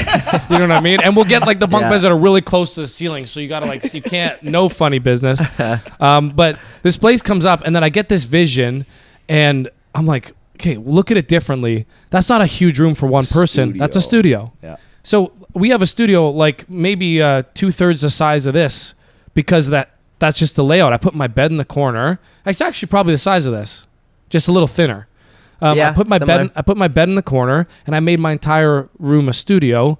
But I had this vision beforehand, and I was like, it's COVID, we can't work out. Make a home gym in the basement. We got all this space in the garage, and I saw it more as like this like perfect house. And I pitched it to the guys, and they went for it. And it was because we kind of moved forward with it, and we got the opportunity. And then you were bailing right at the 11th Yeah. hour. at the 11th Yeah, hour, yeah. and that really I didn't like that. Yeah. And also because our band was in such a fragile place, we hadn't been doing the work. We were dark. We weren't producing. We weren't making We weren't the doing music. any sort of projects The together. band was than so what we were doing fragile. before. I wasn't comfortable with you going and living in London and us getting work done. I didn't have the trust.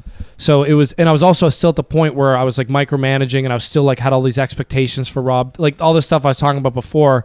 I was not, and I mean this, it was more on me than on you. I was just not happy with how Rob was. All my insecurities and fears or whatever I was kind of projecting onto him. I wasn't doing much work either, but I was just like, like if you're an overweight person, you see someone who's overweight, you like don't like in other people what's in yourself. I was doing a lot of like that stuff, and I was also just like really just not happy. And you wanted to go to I get that, because you were just saying if he moves to London, then how are you going to trust that he does his work? right. You're not even. I didn't doing your have own the work, trust right? exactly, Yeah. and I was like, we got to live together. We You got got to live it together, so you both do the work together, right? Yeah, I get and that. and he was still thinking about bailing, and it just put me in this weird predicament where we have this perfect house, we have this place to grow, we have a place to actually succeed in COVID, an environment, and he wanted to pull out and just save some money, and to me it was like, if that's what you want, it wasn't a friendship ultimatum. No, I was like, we're buds till we Yeah. die, you know what I mean? Pals. But we're pals. Pals. Exactly. I like that. You should make us like a podcast or something about like a concept like that. I was like, that's nothing to do with the friendship. It's business. And this, I said this is mine. Not, you know what I mean? Like I'll just keep it. Just ask for it back whenever you need it. I'm good. I'll lend Enjoy it to you. Enjoy it, bro. I'm just joking. I think but- you know what? There was a comfort of being back home, and like I was out of. I think the house that we were in was kind of like. It was the poised- darkness. It was I like dark. made it and a dark sort of place. poisoned in a way. Like The old doing- house. our old house. a lot of and, failures happened. There, Like you it know? wasn't very well put together. There was like some failures going on. Like we were just drinking lots. Like I don't know. It was a weird space. So I think there's a comfort of being back home and like just like collecting some money. I'm like, oh, I'm like kind of ahead. in a You way. were head And, for like, once, then I was like, let's get an expensive ass place. Get Yeah. behind, man. We got to come from the back. So I got intrigued by Rockstar the life. idea of being like, oh, Burn everything. no, Commit. I can be back Burn it all. home and like, save up some money and like, oh, that's Savings kinda, for regular that's kinda people, nice, dude. you know? We spend. But I don't know. So I was kind of bailing at the 11th hour, and then I don't know, made the it was like a little bit. It wasn't a real ultimatum because No. it was just more like, man, if that's your choice and if that's what's best for you, 100%. But being in a band with me and going forward with this project, That won't work. it won't Yeah. work, man. And he ultimately chose the project, and I think it's just one of those things, man. Like on our path to glory, it's just one of those like crux moments where we got through, and then we made some of the best music we've made since. It's like And we made a chapter lot 2 of of the progress. book. Chapter 3, maybe. Chapter 3. Yo, Yeah. speaking of books, you guys ever listen to Matthew McConaughey's Yes, Greenlight. best book? I think You I've Best ever- audiobook is incredible. best audiobook I've listen to ever it as listened well. to. Yeah, so I can't ever get through audiobooks. I start them. I like the idea of it, and I get like a zone out. I get bored. I listen in the car. Yeah. Listening to Matthew McConaughey narrate his book, iconic. It's almost like don't read that book. You read that book? I know, I read it. I didn't know there was an audiobook Dumb. available. Dumb, dude. and it's so weird because I normally wouldn't buy a biography, but I was like, okay, It's more of like a. and I sampled it, and I'm like, oh, Matthew McConaughey reading this. I have a rule that if the author doesn't read their own book, now I don't buy Audible books after the Matthew McConaughey. And one. if they're not Matthew McConaughey, I won't buy them. yeah, because burn it, dude, what's he's the point? It's perfect. It's the perfect It's- audiobook. It's cool. And at the end of every chapter, it's like green light. It's. I was more- like, I get chills. It's ramblings, but it's like It is. It's perfect. It's everything I needed to hear. Also, but that's. I want want to to hear a thing. remix of that song. What's that song? Green light. Oh, red light. Red Dun, light, dun, yeah. dun, dun, dun. Oh, green light. Just like- Dun, Yeah. dun, dun, dun, dun. Yeah. Throw Matthew he's McConaughey. like- in he's there. like- Dub it with Matt. That's a great idea. Wow, you'll write that Yo, down. Takis, you listening? We actually Dub we had it. a lot of good ideas on the last one. I don't know if anyone took them. I forget what some of them were. Do you remember any of them, Danielle? Wow. She can remember Ricky's DM getting curved, Yeah, but can't remember the can't best remember the podcast best- episode in the history of podcasts. I wanted to. All right, sorry. Go ahead. Finish up. What were you gonna say? My brain forgot Yeah. that quickly when you like instantly Yeah. forgot it. That's you moved like. over to green it's light like and just got game over. does this ever happen to you guys? You go on YouTube or like Instagram or something, and then you see something that's there in front of you, and you're like, oh, like just let me watch that first instead. And then like 10 minutes go by, and then you forget what you actually Yeah. came there for. That was like one of those moments. But I wanted to ask you guys now. So you guys aren't doing cast anymore, right? No. What's next for like the Throw these fusion of out. like, What am I Well- wearing them for? of They you look two? sick, bro. Yeah, they do. Like what are you So- guys working on? Well, it's interesting. I actually both I you. was thinking about this like while you guys were talking, and we like I don't know if we went through because we were like our startup, we were like committed to the idea, committed as partners, shareholders, financially, whatever. But we had those moments too. Like you have those moments when you're working with your best friends, like you want to see it, and I guess I'm kind of like you. Like I had the role of CEO in the company. We were all partners. We all decided things equally. We're the board Yeah. essentially. But like at the end of the day, Ricky always said, like, I'll defer to you. You can make the last call if you think this is the right thing to do. And there was times where like I was still working a little bit with my family business, Ricky as well, Dave doing his job, and like there would come to times where I'm like, guys, like we really got to lean into this. And I probably got ahead of myself at times early on. But we had those same kind of moments. Those, are we like if we're gonna do this, are we all invested? And I would feel like, oh, maybe, am I putting in more time? Yeah, yeah. And like, part of it is, I can say honestly, part of it is ego, right? Like I see, I work. You only see your night. work. Right? You only know what you do. But then I caught myself and I was like, it's not fair to say that because you're going to objectively see more of what you do and believe your work is more valuable. It's not true. It's not. It's not. We battled It's a just- similar thing. Yeah, it's just not true. Like, and I did notice that early on. I was like, am I being a little unfair, a little hard? And then I was like, yeah, I got to like pump the brakes a bit. But objectively speaking, like I did see certain things coming, like happening down the road. And I was like, hey, we got to get ahead of this. And then like something would kind of happen. I'm like, hey, let's prepare. I'm not saying that I was right or wrong. Like, in terms of success and right wrong decisions, like that's always up for debate. But like you guys are buds and you work to the band is obviously a creative thing, but it's still working together and It's business. And we have the same thing. And honestly, what's crazy is I would honestly say I feel that my relationship with Ricky and Dave is it was always great, but it's even better now. Like even our buddy Dave was not as maybe as social as we are and as outgoing. Like I said, it's like the last couple since the cast ended. I think that experience alone, plus some other things he did, like I've never seen him so happy and so social. Like he messaged last night after we left the bar, and he's like, man, I love you guys. Like going, whatever. He's like, he doesn't do that. He never would do that in the past. I just feel like even he's changed from the learning and like during the start, we talked every day, 5 p.m. Almost every day, but like every day, non-negotiable. It's like a marriage, man. Business is like a marriage. Yeah. And it made us see different sides of each other. It made us understand each other better. Like I understand Dave better than I ever. I mean, we've understood each other for a long time. You probably know me. You, Dave, honestly know me better than probably anyone knows me. And maybe except Becca. But yeah, like even DB, like I would get on him a little bit because like I'm like go rah rah rah, and he's a little bit more like passive. And then by the end of it, I'm like, okay, that's how he is. Like I gotta, he's got skills. Like my way's not better, his way's not worse. It's just who he is. I gotta, let's leverage what he's about, and let's do well. And anyways, yeah, I'll wrap it up. But we're not doing cast anymore. Mm-hmm. Shut it down end of last year. We what? No.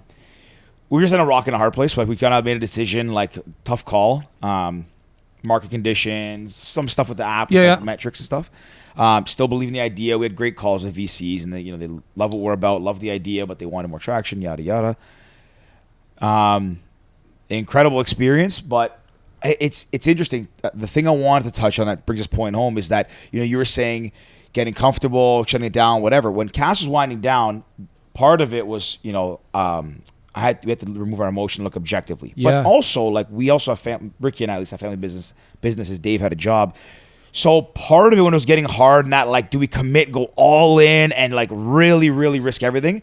I was like, we're 32. Like, do we burn these bridges with our investors or do we go like, take the cushy out thing because we have the companies there. We know it. It's safe. Yeah. And we didn't make the decision because of that. We made the decision because it was best for the app, our team, our people, our employees, and our shareholders. Did you get bought? But no. But no, we kind of dissolve things. But now that I've gone back to the nice thing, I don't get me wrong, I love what I'm doing. I love being back with my family business. I am like, fuck, like I can't sit still. And it's a good business, a steady business. Like it's great. We do good things. We're growing. But I'm like, I need. I'm like, I thought I wanted that safety net of like knowing this industry and not the chaos of building the parachute on your way out of the plane. Yeah. I really starting to kind of miss that, like that chaos, if you will. Not the chaos, just the not knowing what's next. I can guarantee you guys are gonna find something and be successful at it. And I think it's even more impressive to me. And like, not to blow smoke as I did last time, blow smoke. But I actually look to you guys a lot for like kind of like reference, role model, like kind of how you, you're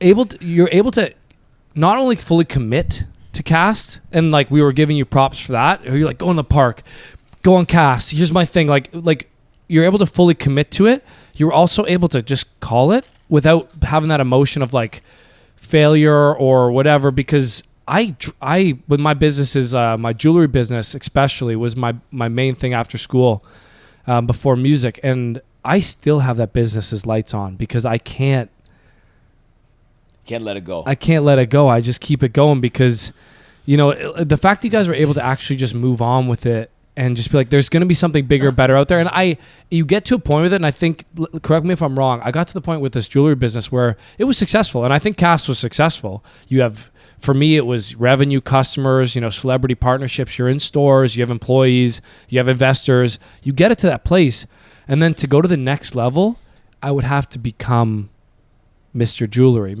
I'd have to become this thing. And I realized I didn't want to be that. And what it required is not what I was willing to give.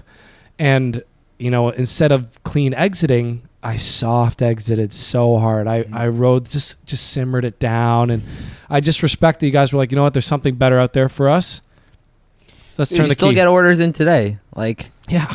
You sent a bracelet out like put an order in. Dude, my partners will message me. Episode. My partners will message me. They're like, when are you shutting it down, man?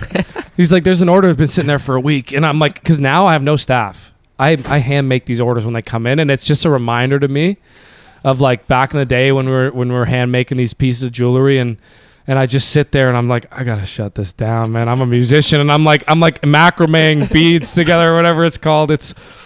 Anyway, respect to you guys. And also tattoo inspiration. I was thinking about you guys a lot when I was thinking about tattoos. Love it. Yeah, I keep looking Tried at to emulate it. You got some sick stuff going on. I got to ask you though. This is my newest one. I got to ask you both I like about your that. thigh tattoos. Yeah. Boys? Yours is sick. I saw it on Instagram the other day. It's it's messy now. Pain. like real pain. Oh, I liked mine. Mine didn't hurt. Yeah, mine was perfect. Mine actually felt Yeah, nice. same man. I felt I was like, damn, I could sleep like a massage. Yeah, right? my thigh. No, was this one really actually nice. didn't hurt me at all. Like Are it's you probably kidding me? I went into an actual form of shock. How long did yours take? This is only halfway done, and it took about 3 hours. You doing more, or it's not shaded in yet? All the panther will be black as well with white, and there's like flowers on the panther. Okay. That took Panthers. 4 hours so far. 3 hours. 3 hours. This one when I got this done took about, I want to say about 4. I actually got this one in Athens, Greece. Shout out to my boys at Ritual Tattoo. I've actually gotten a feud out there. Crazy story. I'm gonna ask you guys. Yeah, Not crazy story. Just ask your opinion. dude, fucked up story, dude. How long do you think this tattoo took?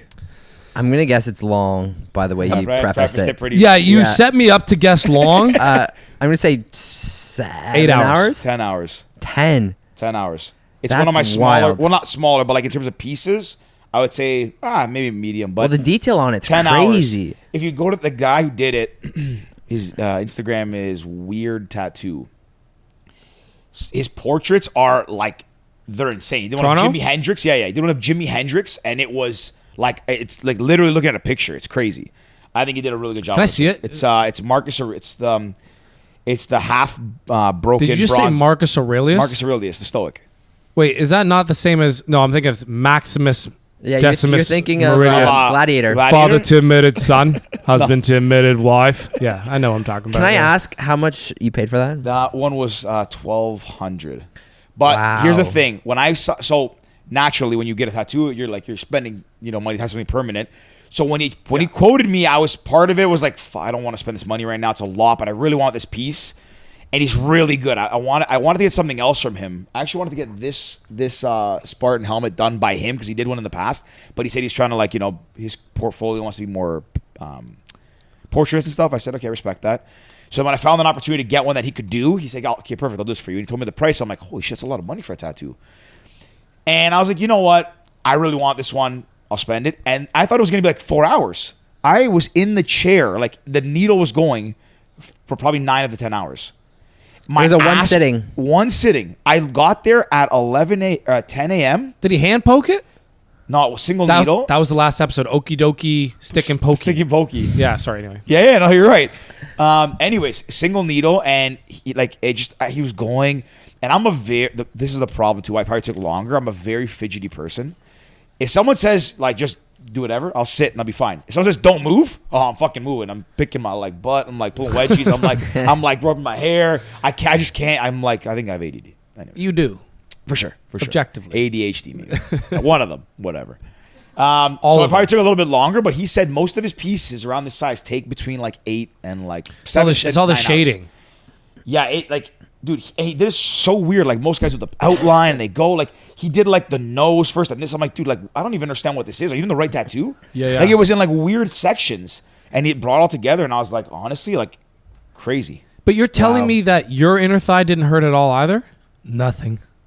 What This one the fuck? This one was 2 hours, 2.5 hours. Two? Yeah, 2.5 hours. The- for that. That's fast. Yeah. The wing part didn't kill. None of that hurt. On the inner side. Did it go on the No, inner side? this whole thing was fine. This Dude, was- Interesting. that was fine. This one, the front of Am my I- foot hurt.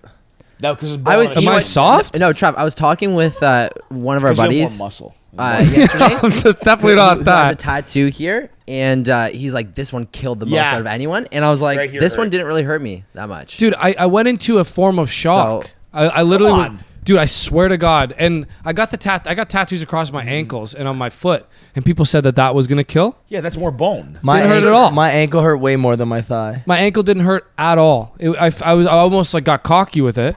And then when I went into this guy, he's like, we're probably gonna have to split into 2 sessions. I was like, maybe for your bitch ass customers. I'm like, you know what I mean? All right. And we're going there. He's ripping it, and I'm laying back, and he got to the mid part of my thigh. I'm not looking though. And I think just by feeling he's on the inner thigh because it's starting to really in here. Really? And at the mid part, and I'm dying on the table, but I'm toughing it out because I'm thinking I'm nails. And he's like, okay, let's take a break there. And I sit up, and he's only done the left half, the outer thigh. He hasn't even done the sensitive You part. weren't even looking at it? No, I was just laying back. I was doing Oh. Wordle. I was listening to an audiobook too, just passing time. McConaughey? No, it was a different one. I'm not even going to say it. 50 Shades of Grey? Yeah. I was listening to no, that's a bad joke. I'm not going to make that joke. I was going to say like some terrible book like Mein Kampf or something. No, I was just it's just an old Western book. And then I look and he gets on the inside and it feels like I'm getting burned with like I'm getting branded. And Come on. I'm no stranger to burns. I've had a few in my life and I'm like, this feels like I'm getting burned. And towards the end when he started filling in the middle part, I was legitimately like, I feel like I was like kind of going in and out a little bit, like going into shock. Were you hungover? No, clean, fresh, exciting. It's crazy. Dude, mine was like nice and it was like, zzz, like massaging almost. My skin started. Yeah. He had to stop. Like I wasn't gonna tap. I was like, I can't. Like I had all this. Like I was like, I would die on that table. You want to know something wild? Sorry to interrupt. When I went for this thigh piece, the guy a chair over was doing both his rib cages with 2 different artists at the same time. It's pretty nails. That is He's super. lying nails. I heard down- ribs. I heard He's ribs lying down suck. like this. One's a portrait of a lion with a crown. The other one's a portrait of a gladiator. 2 fucking That full guy's rib. nails. Yeah, he's built different. I guess I'm soft. You know what I mean? And you know the Like craziest part? No music, no phone, no nothing. Just sitting there. he's just looking the tattoo artist right in the eye, and you He's can looking tell at he's Ricky. no, because Yeah, he's lying he's down. looking at Ricky, and he's just like, No, he's just lying down, arms like this, back. He's lying fully down. The dudes are just fucking. I'm like tripping out that didn't hurt you guys. Honestly, I don't I'm gonna stop know. telling people that it hurt me. I don't get. I actually like. I mean, I started to like all my first tattoos I had meaning, whatever. I think I had like 6 or 7 of them. I think I'm up to like I don't know, maybe 18, 20, something like that. I got Yeah, quite yeah. a few. They don't bother me anymore. Like I actually like I said, this one my leg was up. Like it went like kind of whatever pretty fast. The one like Ricky said, like on the bone. So I have like a wing here. Yeah. And on the ligament on the ankle where your ankle bone is, Yeah. like a ligament there. That one I Wait, can what feel. wing do you have? The Let's wing. see. I can't. Dude, it's in a brace right now. Oh yeah, the dude. Damn, your ankle's Hermetic fat, man. Hermes. Yeah. Your ankle is just Hermes. shredded, eh? Greek god of speed and messenger god. It's Yeah, just yeah, me, you for know? sure. Runner. Is Runner. it appropriation if I get some Greek tattoos? Nah, bro. Let me know what you want to get. I've seen Gladiator 4 times. George Gladiator's Kid. Italian, bro. Yeah, exactly. You're right. Why you gonna do me like I want that? Spartan That's shit, Roman shit. appropriation. What's Roman? 300. They're not. What are Rome they? is Italian. Yeah, I'm on, okay. I'm 300, bro. 300 Spartans. That's King what I got. Leonidas. I got the cliche Greek tattoo, the Spartan helmet. Okay, you know it what? took you long enough to get that though. Wait. The first tattoo I got was a Spartan helmet. I'm mixing up my ancient civilizations. would Okay, be like- sue me. Greek mythology. Yeah. What do I want? Like, it's just naked men. Most of my tattoos are Greek. Like not maybe the majority. I almost did. whole arm is Sorry, Greek, Italian except for- stuff. I guess except for this smudge-looking tattoo here. You know what that is? I might need my mountain? reading It's glasses. a mountain, yeah. A particular man? Yeah, Mount Kilimanjaro. And Okay. I got it because I was like being cocky, climb Mount Kilimanjaro. I thought it'd be like nails to get tattooed. Like, yeah, I climbed. They it. just Wait, did you smudged your climb arm it? out. I did, yeah. No but way. Mount Kilimanjaro has no peak, has no like the summit's just- like it's flat summit. It's like a big hill. So my boxing coach, yeah, literally, yeah, my boxing coach, my cousin, like when I got it, everyone's like, you have a smudge on your arm. I was like, for fuck's sakes, it's a mountain, like. You might And you some might people just have to climb a point to your mountain and get them to modify that. So I've thought about what to do with it because it's also out of place. This whole arm is Greek, related to Greek culture, history, family. This one is like a mountain in the middle of Africa, so it doesn't really fit in. So I've debated either like zapping it off, getting it adjusted, or climb a point to your peak. making a point to your mountain, Climb a point to your peak. and then just get it on top. Yeah. That's actually a pretty Two cool mountains idea in because- one. because then they overlay it, maybe, Yeah. and it's Yes. nails. Are you, Thank you. boxing? You still into it? Still Yeah, going? like recreationally I train. I haven't Yeah. in a couple weeks. But yeah, like once twice a week I'm in the gym. I'm with my old coach. We just joined Where you guys a boxing gym at 13th round. 13th round boxing. Where's Yeah. that? It's on Geary? on Geary, the end of Geary. It's like just Geary down the East street from End? us. Yeah, and I no, just no. Geary, Geary's West, West, End. It's yeah. like we're near Ossington and DuPont. Yes. Okay. Yeah, just a brand new boxing gym. It's actually Bruce Croxton, Dragon's Den guy. He's one of the cool. one of the owners, and it's for charity or not for charity, not Yeah. for profit. Yeah. It's like kids. What is it They, called? they have like troubled at youth at risk. or at risk. youth that come in and they do programs for them and like Free classes, tutoring, if I school had to stuff. bet money on what gym in Toronto is going to find the next top fighter, it's probably that gym. There's some good fighters. Honestly, there. yeah, there it is. But I'm It's not saying sick. that in an offensive way. Like you're not going to go to like a. You don't box if you're happy. You can't. It's the same in everything.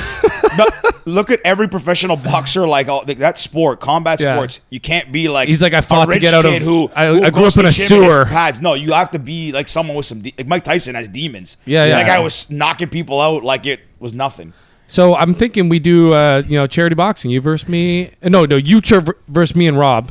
I mean, I don't want to say. I want to sound Wait, as you humble box as too? possible. You'd fuck would us have up. to fight me with this ankle busted to have a chance. I'm kidding. Give me 5 years. You like it though? No, wait, but you guys just got into Give it. me I'm a 5 beginner. years.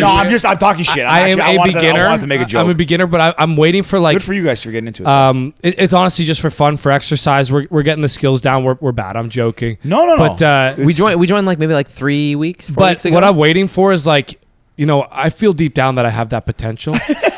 You know what I mean? And they got Coming from the guy who just catches himself smiling in his bedroom. dude. The guy with the least demons. It's Dude, I just feel like I got the attributes. You know what I mean? You do. I can fight in a good weight class. I'm skinny strong. What weight are you? I'm 178 Oof. for 6'3". You'd be fighting. Do you know who Canelo Alvarez is? I do. You know who Dimitri Bivol is? Did you guys watch that last fight, by the way? The I last was- UFC fight? Wait, how tall is Canelo? Canelo is probably 5'10", but Dimitri Bivol and him just fought. Dimitri Bivol's that weight class that you're in is light heavyweight. This is why I can never be a boxer either, because I should be like 120 George in the pounds. fucking heavyweight. You have the height, which is important, and the reach. Very, very crucial. But if you're 170, you'd be fighting guys like Dimitri Bivol who are no, 'cause light he would cut heavyweights. down. He would cut down to Oh man, I'm so hungover. I'm blanking on his name.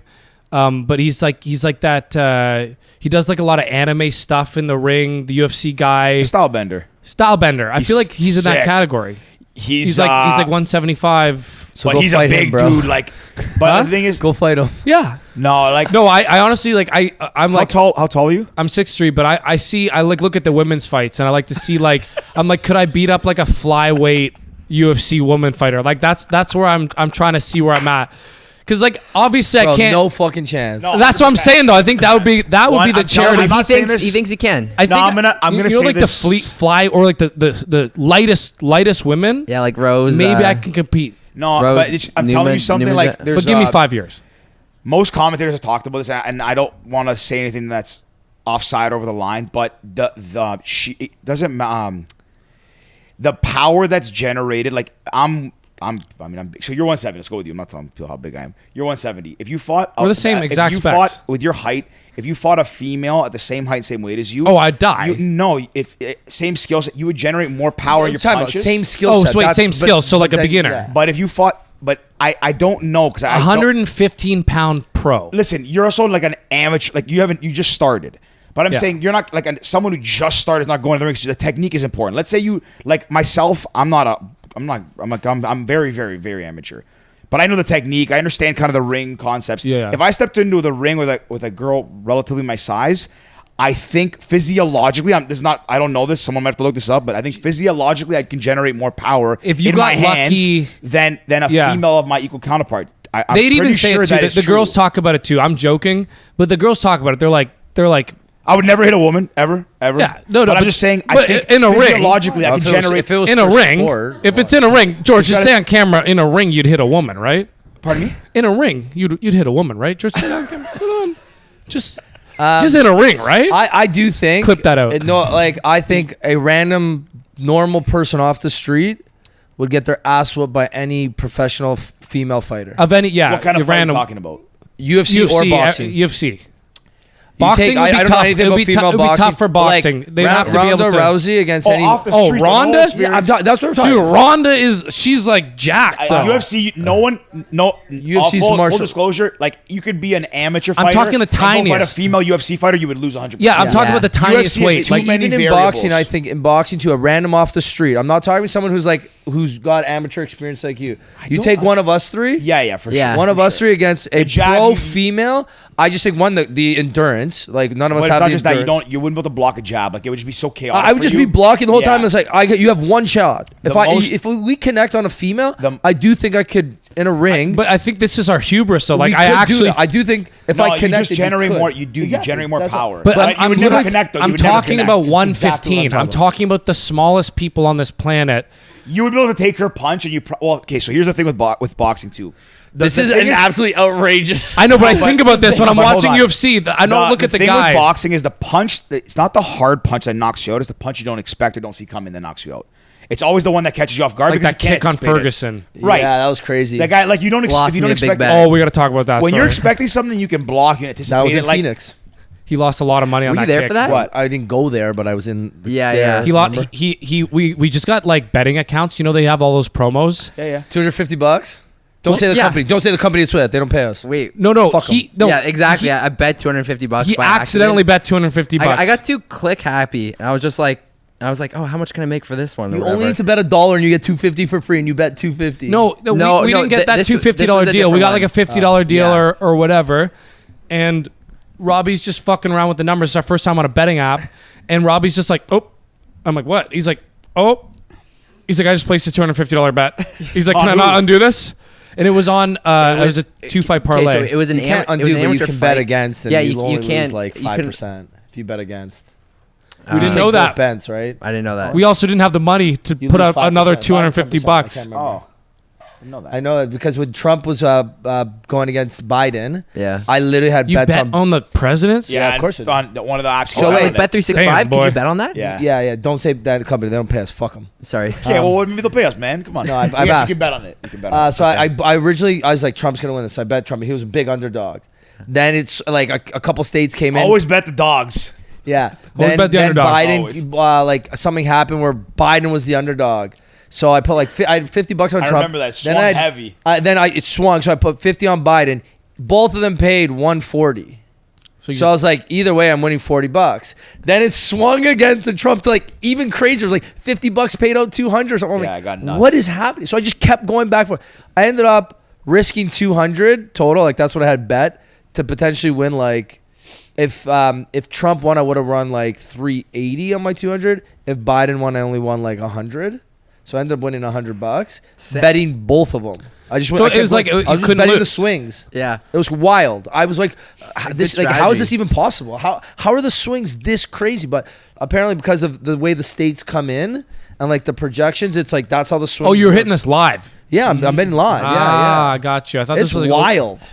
Dude, I'm gonna get in on that next time. Thank God my bank account didn't work last night because I would have lost a lot of money last No, night. Oh, I man, think we some can't of- talk about that I game, think some man. of them they've like cut it back where you can't bet on like all this stuff like that now since they're in Canada now. They've sort of restricted it to just sports and Yeah, but I anyway, think you're that- right because I think like they Bet365 took off horse has a racing. Canada version and Yeah. like Score I think Yeah. has a Canada app.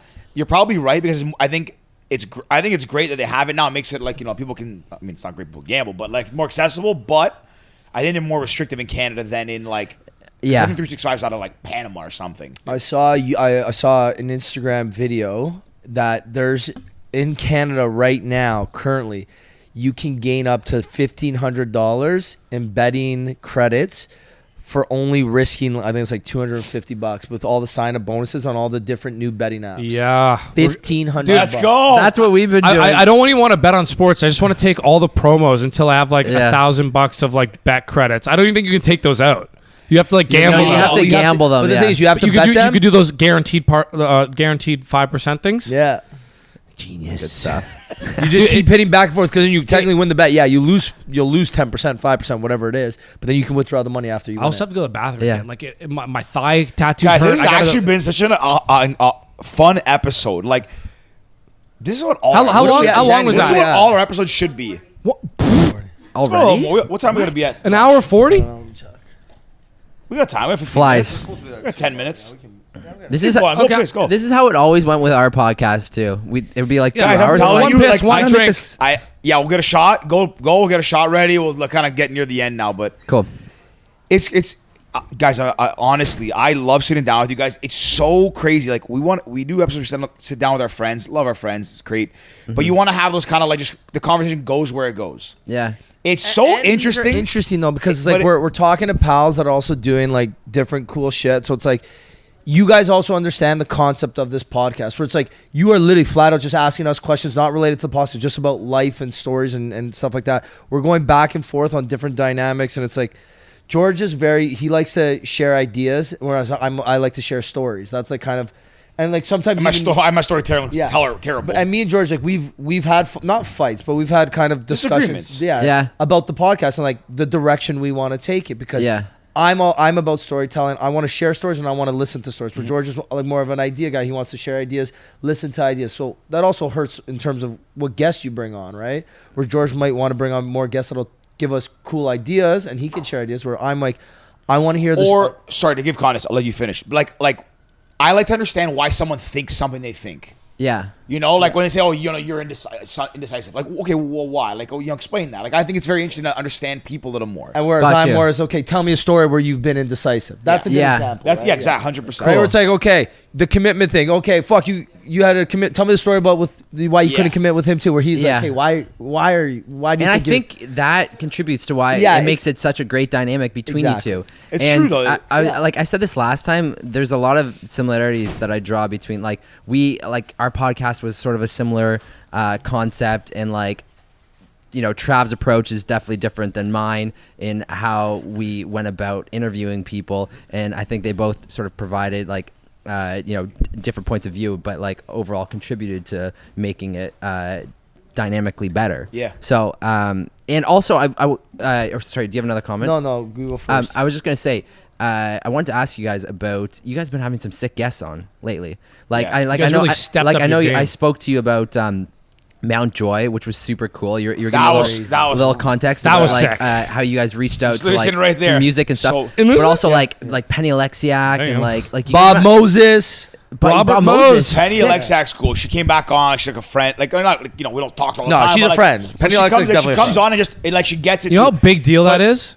For sure. But what I I was trust saying, me, I know. what I was saying when Like- you stepped away, it's so interesting because when we sit down with you guys, I'm not blowing smoke up your asses. Like, this is what we envision our podcast. Ricky loves storytelling, all that stuff. So we get stories and we talk about ideas and why you think this and that, whatever. Like, could you knock out a woman? Like, this is what we want our podcast to be, and it's so interesting because we have people that have come on and they get it, and then like we're friends with them, and it's so interesting because we have friends that come on and it's like that.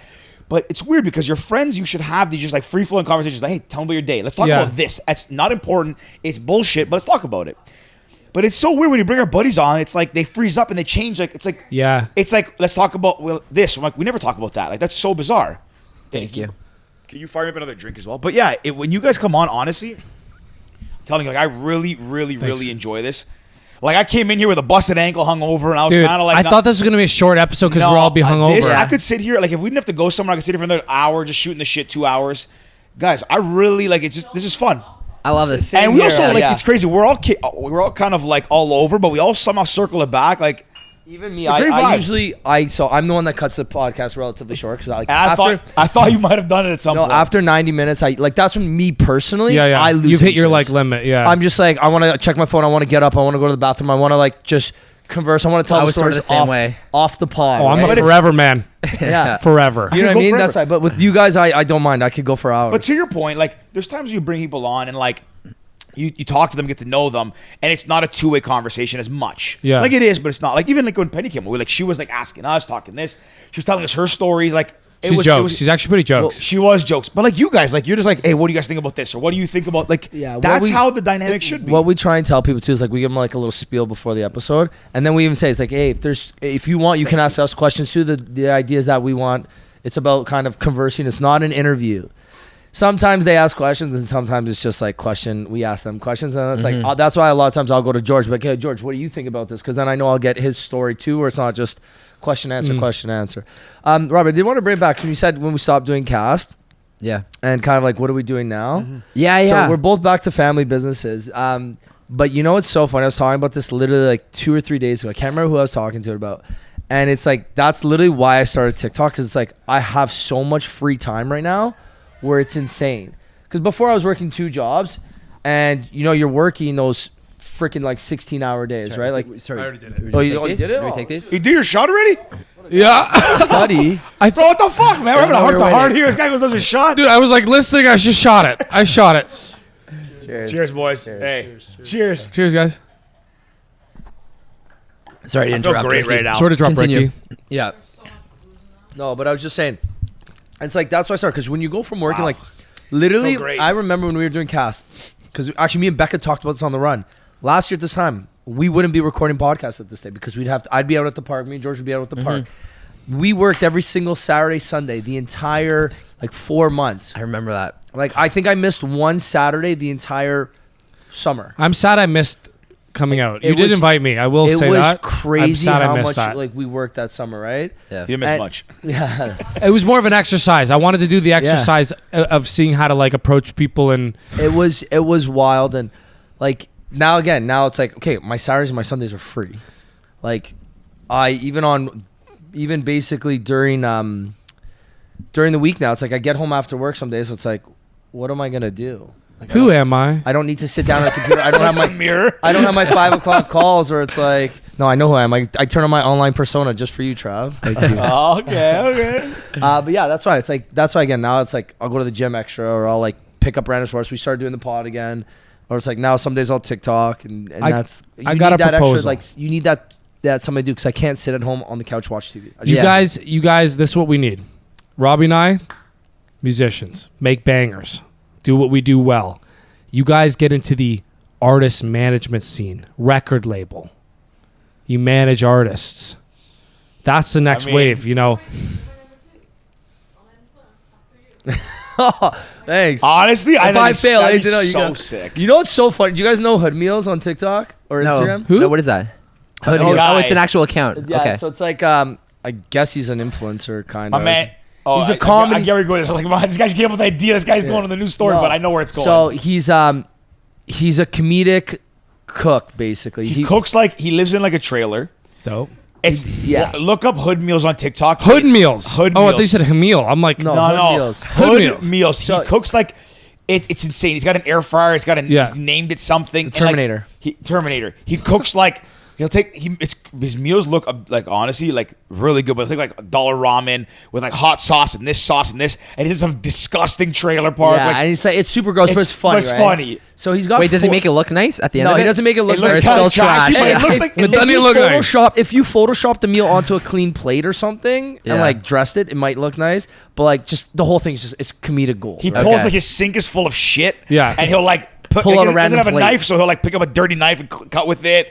Pick up a nasty plate, And then rinse he'll the drop bowl. shit on the floor and you see his like Guys, gross. it's- he just puts it back in. No, it's very very It's funny. Anyways, when we were doing the cast road trip, we reached out to him to do some like promo for us. We paid him. We were down in Florida. He lives in Florida. We're like, okay, come hang out with us, I wanted right? to hear about that road trip. And I Yeah, like, same. and I wanted to bring that up too. Yeah. We'll finish with the. I had a road trip. list of things to talk to you guys about. We touched none of them. Anyway, We should So, make this a regular segment. We just, we you end know, up riff, getting if you we end up doing this promo with he posts for us. Cool, great. We're down in Florida. We end up meeting up with the guy. So then late night, I think George was already sleeping I at this stayed point. back, yeah. Yeah, I you was stayed back. We miserable went to that the night. bar. Like we went out. We did a bunch of shit. So we're like chilling in his car after before he's leaving, and he's like, I was like, bro, like this guy literally like has a will. nice car. 6 million followers. He has 6 million followers on Insta, like 4 million on TikTok or something. 6 million TikTok. 6 million TikTok, 4 million Instagram or something. The guy's massive, and he's like a bum. Like he makes no money.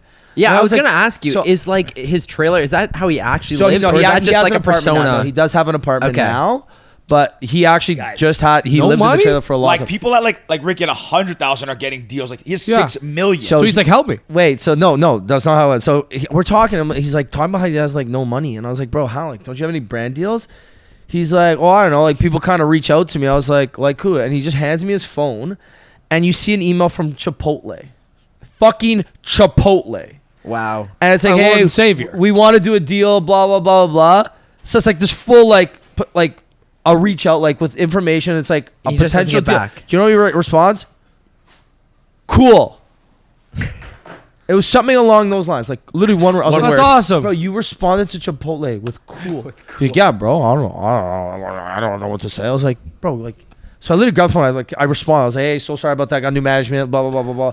And I started responding to this email. Yeah. And I was like, yo, you got any other ones? Like, are you this like, do you need help? Like, he's like, oh, I know. I got this other company. It's like some like fast food joint, like some like Mary Brown's like kind of chicken Five joint. Guys. So I was like, show me the deal. The deal was like, we're going to pay you.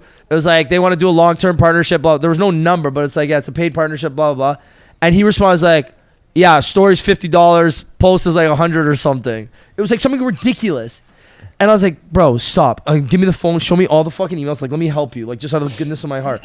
So I responded to like 10 or like 15 emails for him, right? Where it's like, deals. And it's like, a lot of them had gone cold already. But I was like, bro, like, what the I literally told him, I was like, bro, why don't you do this? Like, so I don't know. I just don't know what to do. I was like, just hire a manager. He's like, yeah, but they just want the money. It's like, but you need the money. Give them 20%. If they can make you And then $200,000, Wait, so I said, I was like, Joey, I'm like, I'll do it for 10%. I said, okay.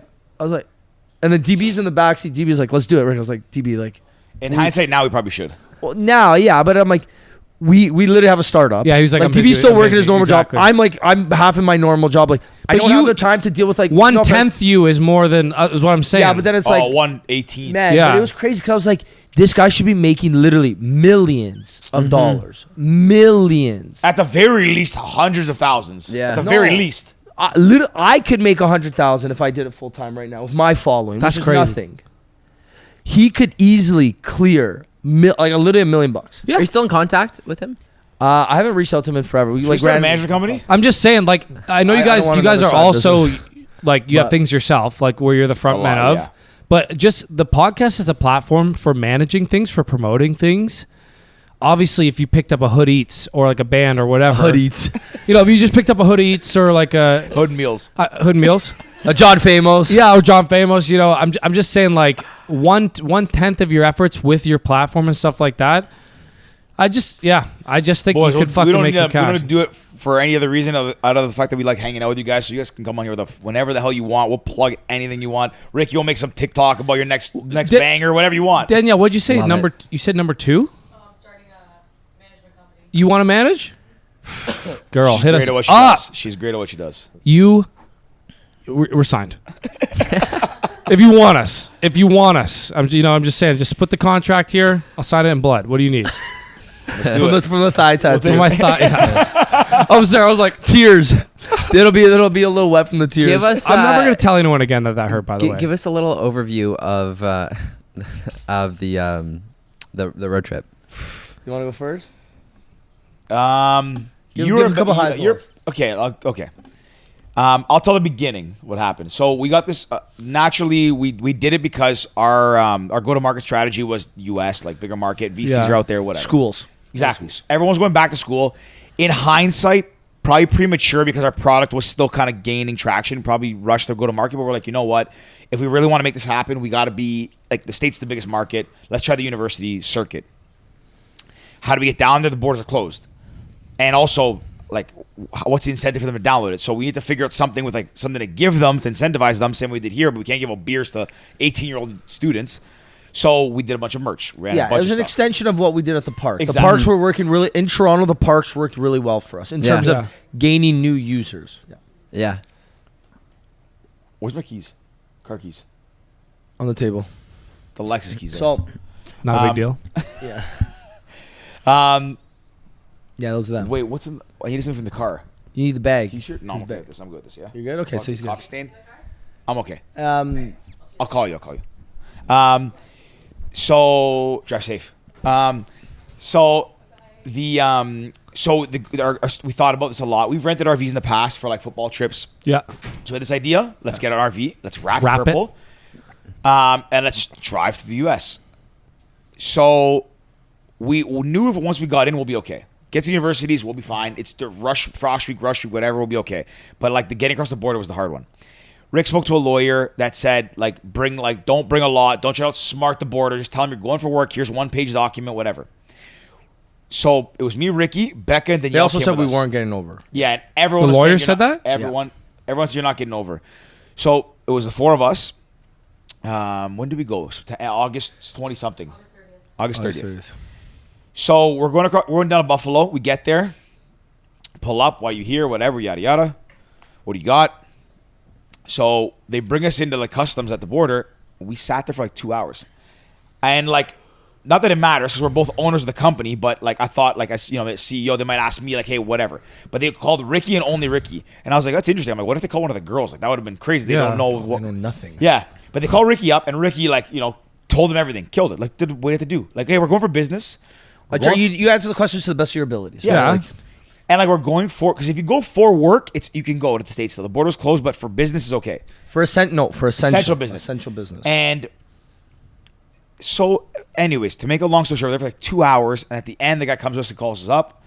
Me and Rick are standing there, and he goes, "Look, we can't let you in. Like, you guys only have one page. You don't have the proper documentation." I was like, "Look, our lawyer advised us we only to not bring a lot of stuff. We're telling you this, and he's asking us more questions like, where are you going? Why are you going? Whatever." And I'm answering it. Like I'm saying it. Ricky's saying it, and he's like, "Okay, well, we need it in writing." I was like, "Look, I appreciate that. So." I'm telling you the same I would write out because our business. Yeah. So everything I'm telling you is from the horse's mouth, whatever the term is.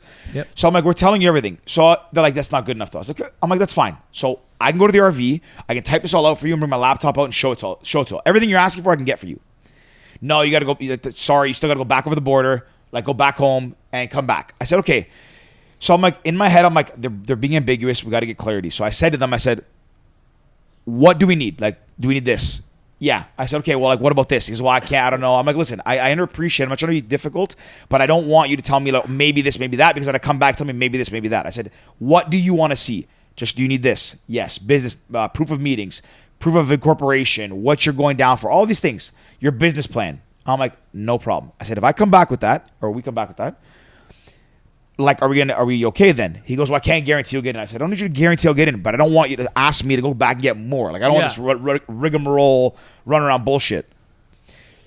So we leave. Wait, no, even at one point I looked at him, I said, look, if we come back with this information, will you let us over the border? He goes, oh, it depends who you talk to. I said, look, if we come back with this information and talk to you, will you let us over the border? He goes, well, I don't know. It depends what my manager. Yeah, can we speak to your manager then? Like, can we speak to the person? We just want to know when we come back if we bring. What do we need to bring so that we have everything we have to get over? And we still didn't get a straight answer from him. We got more or less, let's say 85% of the way. That's where the story gets good too. Yeah. So we're like, we get in the RV. We're like, let's regroup. And like again, going back to like how the being fortunate, being grateful, silver lining. Ricky's like the eternal optimist, the guy like there's times where he's so optimistic it makes me mad. Yeah. But you need that in your life. You need someone. You need the R factor. She's ignored me 5 times. The 6th time. Yeah. He's like, it's gonna work for me. I got a funny story off the podcast. Danielle was like, well, don't worry, we'll sort it out. Becca's like, I'm gonna look up a place to go and figure this out. So they needed. Sorry, hold on. We got back. We got to the RV, and I'm like, hey guys, let's regroup. One of the girls like, hey, I'm gonna figure out where we're gonna eat because we need food. So one of the other girls like, I'm gonna figure out where the Staples is so we can print it off. George's like, I'm gonna make a list of everything we need. I got in the RV, started driving. It was just like the perfect team. So we get back to Niagara Falls. We go to the Denny's. So they wanted a business plan. That's where business gets done, Denny's. Denny's, Niagara Falls, iconic. I've been there. We get iced coffees. We get our meals. We have 3 laptops going. Flapjacks, everything. We're fucking grooving. We French fries with the gravy. Oh yeah, we were fucking. That was the best. So they want a business plan. I print off our pitch deck, which I normally would share with anybody besides the investors. Print it off. They wanted the incorporation articles. Printed off 120 pages of our shareholder fucking deck that shows who owns what shares. Everything. I made a stack of papers like this. And then we even put in fake meetings just to have one thing. So we had some meetings, but we didn't have enough like confirmed. So we had family that invested us from the States and friends that were in like legal. So I said, hey, you guys want to meet next week? Like I'll come down. We'll show you the thing. Mom was like, cool. My friend's like, cool. Yeah. You got some too. So we set up a bunch of meetings. They're in the calendar. I printed all the calendar invites off. So it actually helped you set up meetings while you were down there also. It did. Some of them were But we did this. So we were at Denny's for like 2-ish hours, 3 hours. And then we had to print this all off. So we had everything. Then we go over to Staples. It took me like an hour to print everything. The lady didn't know how to work the printer. It wasn't working, blah, blah. I have a stack, like a folder like this. Yeah. We drive back to the border, like fucking, like, and you basically slapped the guy across the face with it. We're like, there's no fucking chance they're saying no. So we get there, and it wasn't the same guy. No, different guy. So we get there, we walk in. They same question at the border. Okay, pull over. Hey, weren't you guys here before? Yeah, we were here before. And we'll never stop. And he was kind of hostile. He's like, why are you back? We're like, well, they told us we could leave and come back same day. We retreated, and to more rind. I even asked the guys that we were asking all the questions to. I said, if we come back, are we going to be treated objectively like a clean slate? Or are you going to hold it against that we didn't have it? Because if that's the case, that's not fair. I said, you're telling We'll me go to a we didn't have different enough? border. We'll go to Yeah. a different border if that's He the goes, I'll case. go to a different country. Yeah.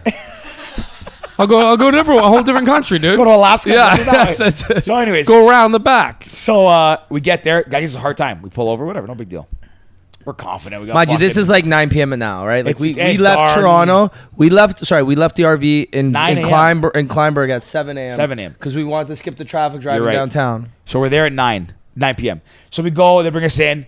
He goes, why are you here? I'm like, look, perfectly honest, we were here before, and we both went up this time. I'm like, I'm not letting him call one of us up or one of the girls up. So We both went up together, yeah. And we're like, we came here before. We interview as a team. Yeah, we're a team. And they said, why are you back? Yada, yada. We said, look, we came back. They told us get this, this, this, and this. So all we're asking is that you review this stuff. Great. Leave it with me. So I leave with the guy. We sit down, and he's looking it all up. Calls back up pretty quick. It was empty in there, like 20 minutes later, 15 minutes. He goes, okay, you guys got everything here, but like we got to talk about some things. I said, I'm like, well, what now? Like we got everything you needed. He goes, oh, your doc. I said, are we good on the documentation side? He goes, yeah, you're good. But you guys have merch. We said, yeah. And I said, but last time they never told us, they never complained about the merch. They complained about the documentation. Yeah. So I said, guys, I'm saying like, I'm not trying to be difficult, but I said, I asked them everything we needed to like justify, and they never brought that up. He goes, I understand, but the limit is like $6,000. The thing was, you're allowed to bring $5,000 worth of merchandise over. On the original document, when we went the first time, we said we had $3,000 of hats and $3,000 in T-shirts or something, right? $1,000 bucks over. $1,000 off, yeah. And we said to the guy, and he goes, it's the merch. I said, look, I'm telling you, we're going to be up front.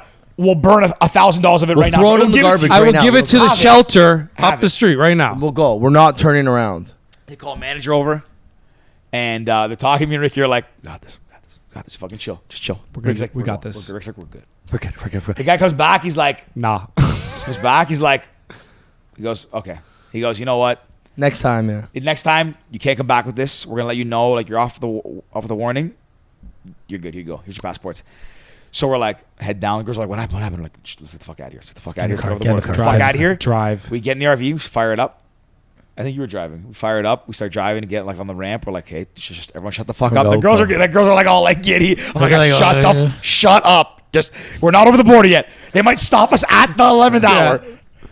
And we just cruise into Fuck Buffalo. yeah, We just boys. start Fuck fucking- yeah, just boys. going. That was not even the first day. That was the Oh. first 12 hours. Yeah. You want to hear the rest of the story? We were there for 2 months. No, yeah, of course I do. 2 months? 2 months you were down there. Almost 2 months. Get So we out. did the first leg of the road trip was 4 weeks. Then we took 10 days off. So I did. Me, George, Danielle, Becca flew down originally. Then the girls left us. Then it was me and George for about 2 or 3 days. Then Yeah. DB flew down. And then I left a week later. So I did 3 weeks. George did the four full weeks. DB did the last 2 weeks. We took a 10-day off break. My brother got married, so I had to do that. So I actually Congrats. I was back for about just over 2 weeks when they went back. Then I flew down with one of our other guys. So I flew down a day early, get the Our RV ready. interns. Yeah, with one of our no, he was coordinator at that Yeah, point. yeah, yeah, one of our true. marketing coordinators. So I flew down, got the truck ready, was down there for a day or two, grabbed him in Tampa. Then we went from Florida to Texas. Me and him for 4. I think we were Fucking 5 stinky days. We were 5 days. Then we met up with George. So we grabbed George and then George and Coltrane in Houston. And then we did Texas with the 2 young guys. One was an intern, one was our coordinator. And then they both left. And then me and George went from Texas all the way back to Toronto. Boys, you know Wow. how epic that is? Guys, I'll tell you, It's a sick there's a lot road more trip. in between. We've shared the stories before. Like If the... you come to brunch, we'll tell you everything. Okay, we're coming. I'll come to brunch. You guys You are know- having a fucking great... got- You know what? Yes, I literally I The work. fact that Ricky hasn't said, this is like... We're getting to that time right now. We're getting to That's- that. You know That's what? just Wow, not- we've he has heard- not said it. We've heard so much I good literally stuff. Usually I'll cue it up and I'll just look at. Sometimes I don't even look at George. I'll just say it because Yeah. then George knows I'm done. Yeah. It's He like- hasn't even when we said we're kind of know it's an But hour 40. He I- didn't even say it. Yeah. Usually I'll look at George. I'm like, do you have anything else? And then I'll be Retsu? like, sometimes I don't even give him the opportunity. It's like You- I'm you- done this. I'm done. Yeah, Hey, we're reaching that point. So last question. Boom. Yeah. But one thing to kind of wrap up the RV part. The way I explain it, it's the best worst trip of my life. It's work. It's hard work. The best hard. in the sense that like we saw so many schools, we saw so many cities. We drove look, Toronto to Florida, Florida to Texas, Texas back home. It was fucking nuts. And Like, we had how many so schools did you hit? Like 23 schools. Oh, wow. You, It was 23 schools, 40 cities, 10 states. Wow. George is like, there was a bunch. I did the math one day. I looked at it. Wow. Yeah. Okay. Cool. I didn't know that. So it was something crazy, and it was amazing. Like we went to Temple in Philly. People talk so much shit about Philly. Temple was our best school that we did in they terms were of nice. numbers. They were nice. Like it was crazy. We got the best spot. It was so amazing. But there were mornings where you haven't slept properly because you're on an air mattress that's the size of this fucking table. Not an Wait, air who mattress. got the queen We at the shared back? it at we the shared back. about Yeah. we shared the whole thing. 2 months. Well, no, You know- you and Becca had it at the beginning because they're a couple. Obviously, they deserve to have it. They don't deserve anything. Yeah. Danielle had the Danielle most had shit the bed. worst bed. Danielle slept in the cargo area. Danielle was in the top bunk, AC hitting her in the face. The next day being like, hey guys, my back really hurts. So I'm gonna share a bed. Yeah, she's like, because this is before me and Danielle were like Oh. homies, right? Yeah. Like me and Danielle are homies now. And I will say as well. Oh, hold you on. get homies on that trip. You Danielle, become homies. I'm gonna say something right now. I've known that obviously through Becca, they're best friends. Like Danielle's the reason we're here. Danielle's an amazing human being. But Rick didn't know her that well. And through the road trip, they were only there with us for a week. And he said, I have so much respect for that told her. girl. She could be going awful. We blew a fucking canopy off the RV. And she was always in the best mood somehow. Danielle Keeping us all cohesive because she knows our personalities even before. If me and Ricky were almost at each other, she'd be like, hey, it's going to work out. And when they left, she's like, that's the energy we need in our life. I've told Danielle Fuck this yeah, too. Danielle. Will Fuck always- yeah, She's a Danielle. superstar. She's a superstar. Danielle, for the rest of our lives, will have my utmost respect because of that trip. The shit she went, the first 3 days they didn't have water ran out. They couldn't shower. They didn't shower for 3 And think days. about most women that what they say of not showering for 3 days. Yeah. She would throw a t-shirt on, new shirt. Let's go outside and get some downloads. I'm like, Danielle, Danielle, yeah. I showered yesterday. I don't want to go outside. Yeah, She's she took. She's like in people's sprinklers on their front lawns. She's like face to face with them. Yeah. She took time off her own life and her own job to come and work with us, and she didn't like half-ass the work. No, if I was outside, Danielle was fucking 5 Yeah. feet away from me, yelling and screaming just as much as I. Honestly, that's why we became homies, Danielle. And when you guys went to these schools, were you doing the same sort of thing that you were doing in Trinity? Like you were going around and just. But they had a like, huge Yeah, but- fucking RV and like, all that yeah. big RV So energy. The difference was we didn't have permits at any school. You need permits to be on school campuses. Like that's the rule. We knew that. This is a good story. So in we this. knew that. This is a good Mind Ricky story, you, the R if- factor. to get permits, it costs money, which we didn't want to spend, and Takes time. And it takes time, and there's like procedures, and there's like certain days and times, and it's got to be booked. Well, we didn't have a set schedule. We know where we wanted to be, but we said if a school's good, we're gonna stay. The Temple, we stayed 3 days because we killed it. What story are you talking about? UConn. So So we didn't have permits anywhere, right? So we just it's like the fake it till you make it, or just ask for Yeah. forgiveness, not permission. Yeah. Because we're not gonna wait. That's what I do with that. Every school we did it. In the first week we did Buffalo. Once we We're went to fine the in border, Buffalo. the next day we did Buffalo University, killed it. Syracuse. Every day the downloads were just going like through the roof compared to what we had here. So we were like everything was fucking. We're doing like flying high. thousands compared to hundreds. Yeah. You know what I mean? Like So it was great. But then we get to UConn one day, and UConn is like it's Where is interesting. Connecticut. Okay. It's a small campus, and like UConn is an iconic basketball school, women's and men's. Yeah, yeah. And their stadium is like right in the middle of the square, like the library and the stadium. It's crazy. and the gym. And the there's rec a big center. the rec center's there, and the rec center had this bus Lane. And what we would do when we pulled up, we'd like do a lap of the thing and find the best spot and just say, you know what, we're committing here, we're going in. And it's always like, it's funny because all of us, each other's little nerves, and I was like, fuck, do we do it? Do we not do it? Do we do it? And one of us at each place, someone like, just do it. Like, Fucking park. We've been driving around for 10 minutes. We've already done 3 laps. Pull up right here. If we get kicked off, we get kicked off. But yeah, that's so we sick. pulled up into a bus lane, a bus shoulder, Yeah. in front of the rec center. We get out, tell the rest. So we get there. We're there for 3 hours, not even 3 hours, because we got there late. Because this is the day after we broke the RV. We had to get the RV fixed. We weren't supposed to go to UConn, We were miserable. but we're like kind of coming through. No, this point No. we're fired up. We were 'Cause miserable, then we got happy 'cause We, this guy we fixed fixed our the RV for $300, $300 fucking dollars. It should have been Dude, like you a can't fix blew up nothing for $300 blew up $1,000 fucking canopy, and they we got got a fixed used it. part. We got a used part that looked brand. It was perfect. Anyways, so we get to UConn. Story's crazy. So It's we're good. It's fucking chaotic. fired up. We pull up right in front of the rec center where the bus stop is with literally hundreds of people walking by. Like, we're like, this is perfect. We pull up, we open up, we got the tunes going.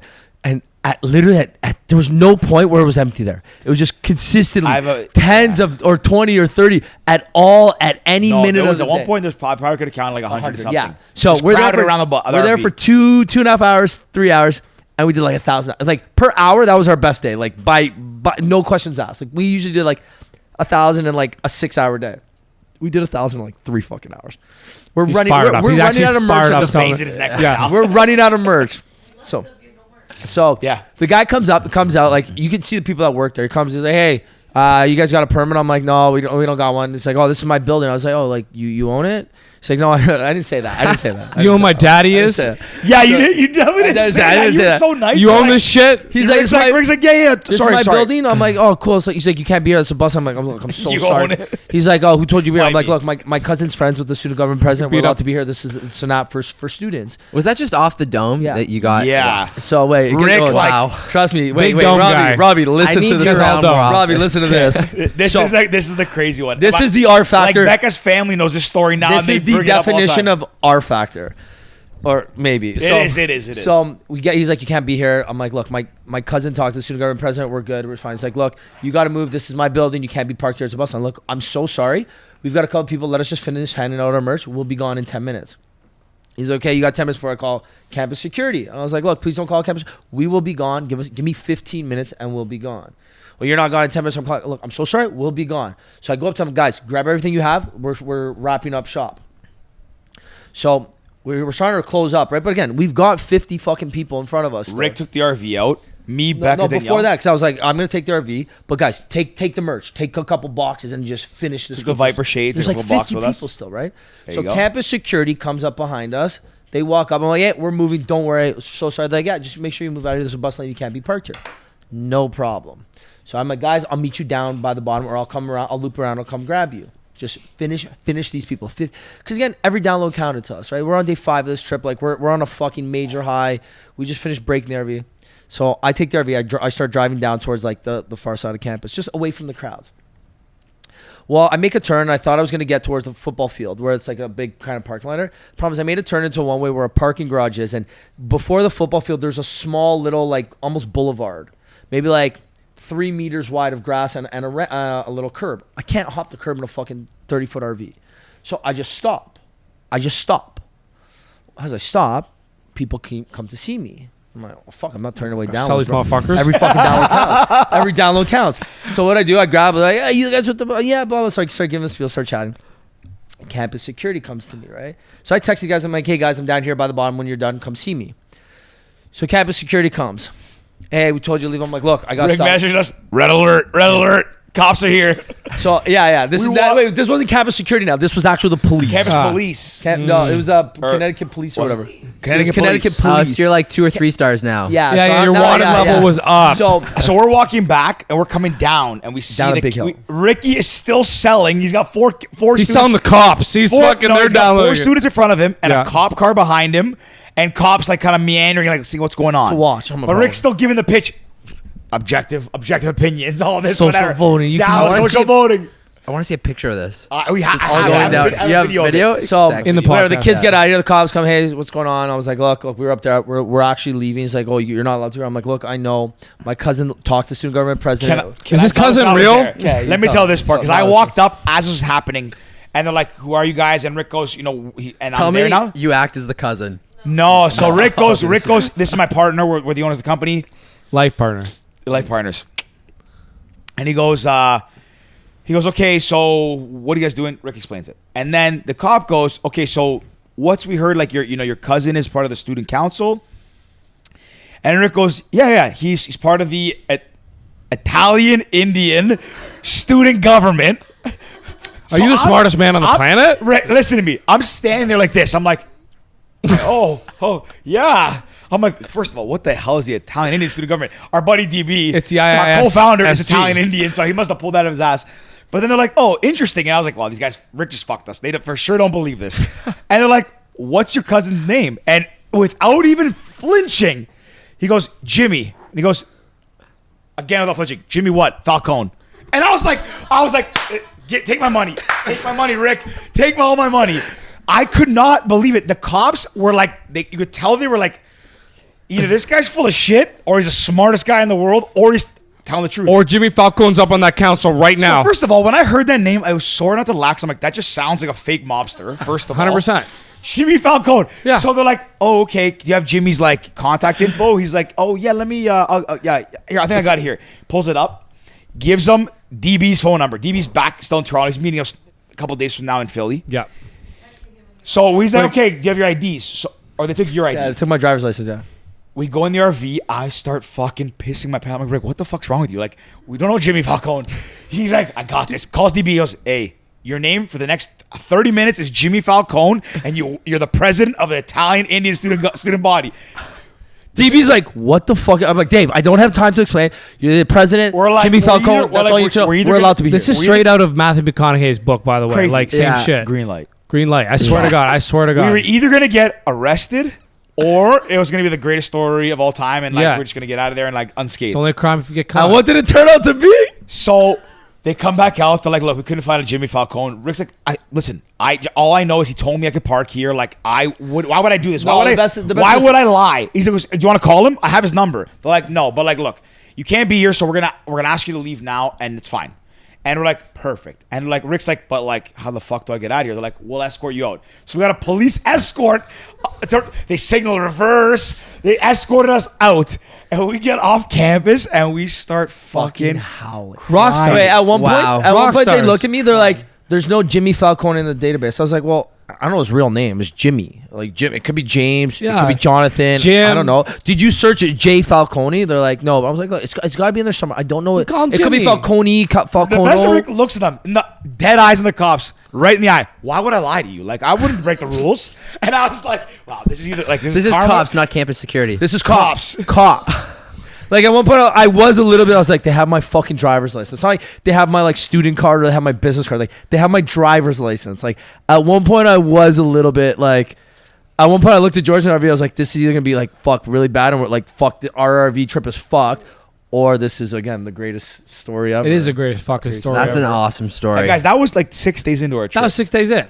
This is right. This is within 24 hours of breaking the RV, thinking that we can't fix it, to fixing it for $300, to getting like 300 downloads per hour, to this, all within 24 And a hours. police And escort out. Hurricane Ida, where me and George thought we were going to fix the RVs ourselves, on top of the RV while it's fucking in the middle of a hurricane in Boston, in a Boston Home home Depot. hardware parking lot.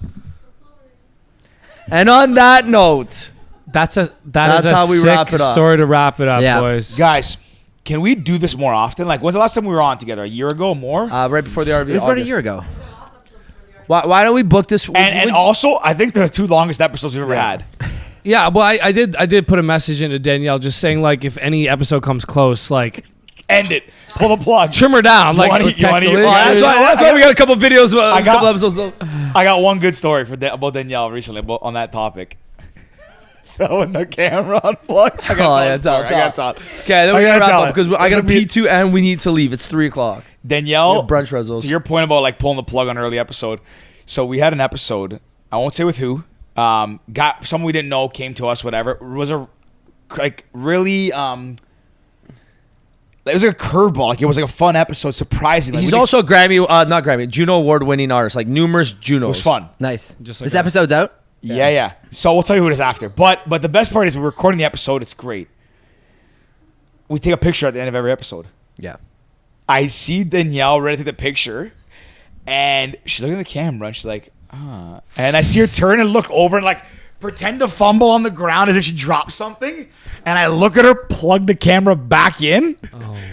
Her chair knocked the camera out before the episode, and so the thing like was on for a minute, and then it stopped recording. So we had no video. And Danielle no was way. like, pretend nothing happened. I was like, what were you doing over there? She's like, we got no fucking video. Under her breath, we got no video. So if you ever need video. Danielle to cut an episode early because you just want to have the longest episodes, just Just send her give her a text. shout. She'll do it, no problem. she's got us. She said she's got us. We want to hold that record for a long time. Yeah, you guys, honestly, Guys- you can do this whenever you want. You guys Yeah. are absolute fucking gems. Wait, before I we feel do like we wrap up, talked for the last 30 minutes and Yeah. you guys just like, but before we No, that was do a great wrap story. up, boys, any shows coming up? I'd say June 10th, Feb 10th. Wow. June 10th, we're coming back to the Night Owl for one of our first, like, just back into the regular mix of shows. What day is that of the week? I think it's a Friday. We're gone. New York. Yeah, we're It's gone. we're gonna do a bunch of summer. We're just starting to book our gigs. Our drummer is leaving for. Danielle's gonna start booking them sooner, isn't she? Yeah, if Danielle manages us, it'll be a Artist lot manager. more. And you need a drummer? And we need a drummer, yes. Well, Can I that's audition? part of the George is reason gonna why start playing with us. I'm gonna come audition. We didn't have shows because our drummer's going on a few month hiatus, so we had to find a drummer. It delayed us, and we're just booking shows now. June 10th is the first, but man, we were thinking about booking a boat, like one of those like charter boats, throwing a concert on it. Yeah. We'll talk. Anyway, Oh, you got some ideas. Your new manager's got an idea. Anyway, just check out at Johnny Famos on Instagram, John Famos on Spotify. If you like what you hear, you're gonna like everything coming. We're the best band you never heard of. Boom, and Rock and that's roll, it. baby. Thanks so much, guys. Thank you guys, honestly, That was a what blast. Thanks, dudes. That was awesome. Beauty. You like to drink and to smoke, to take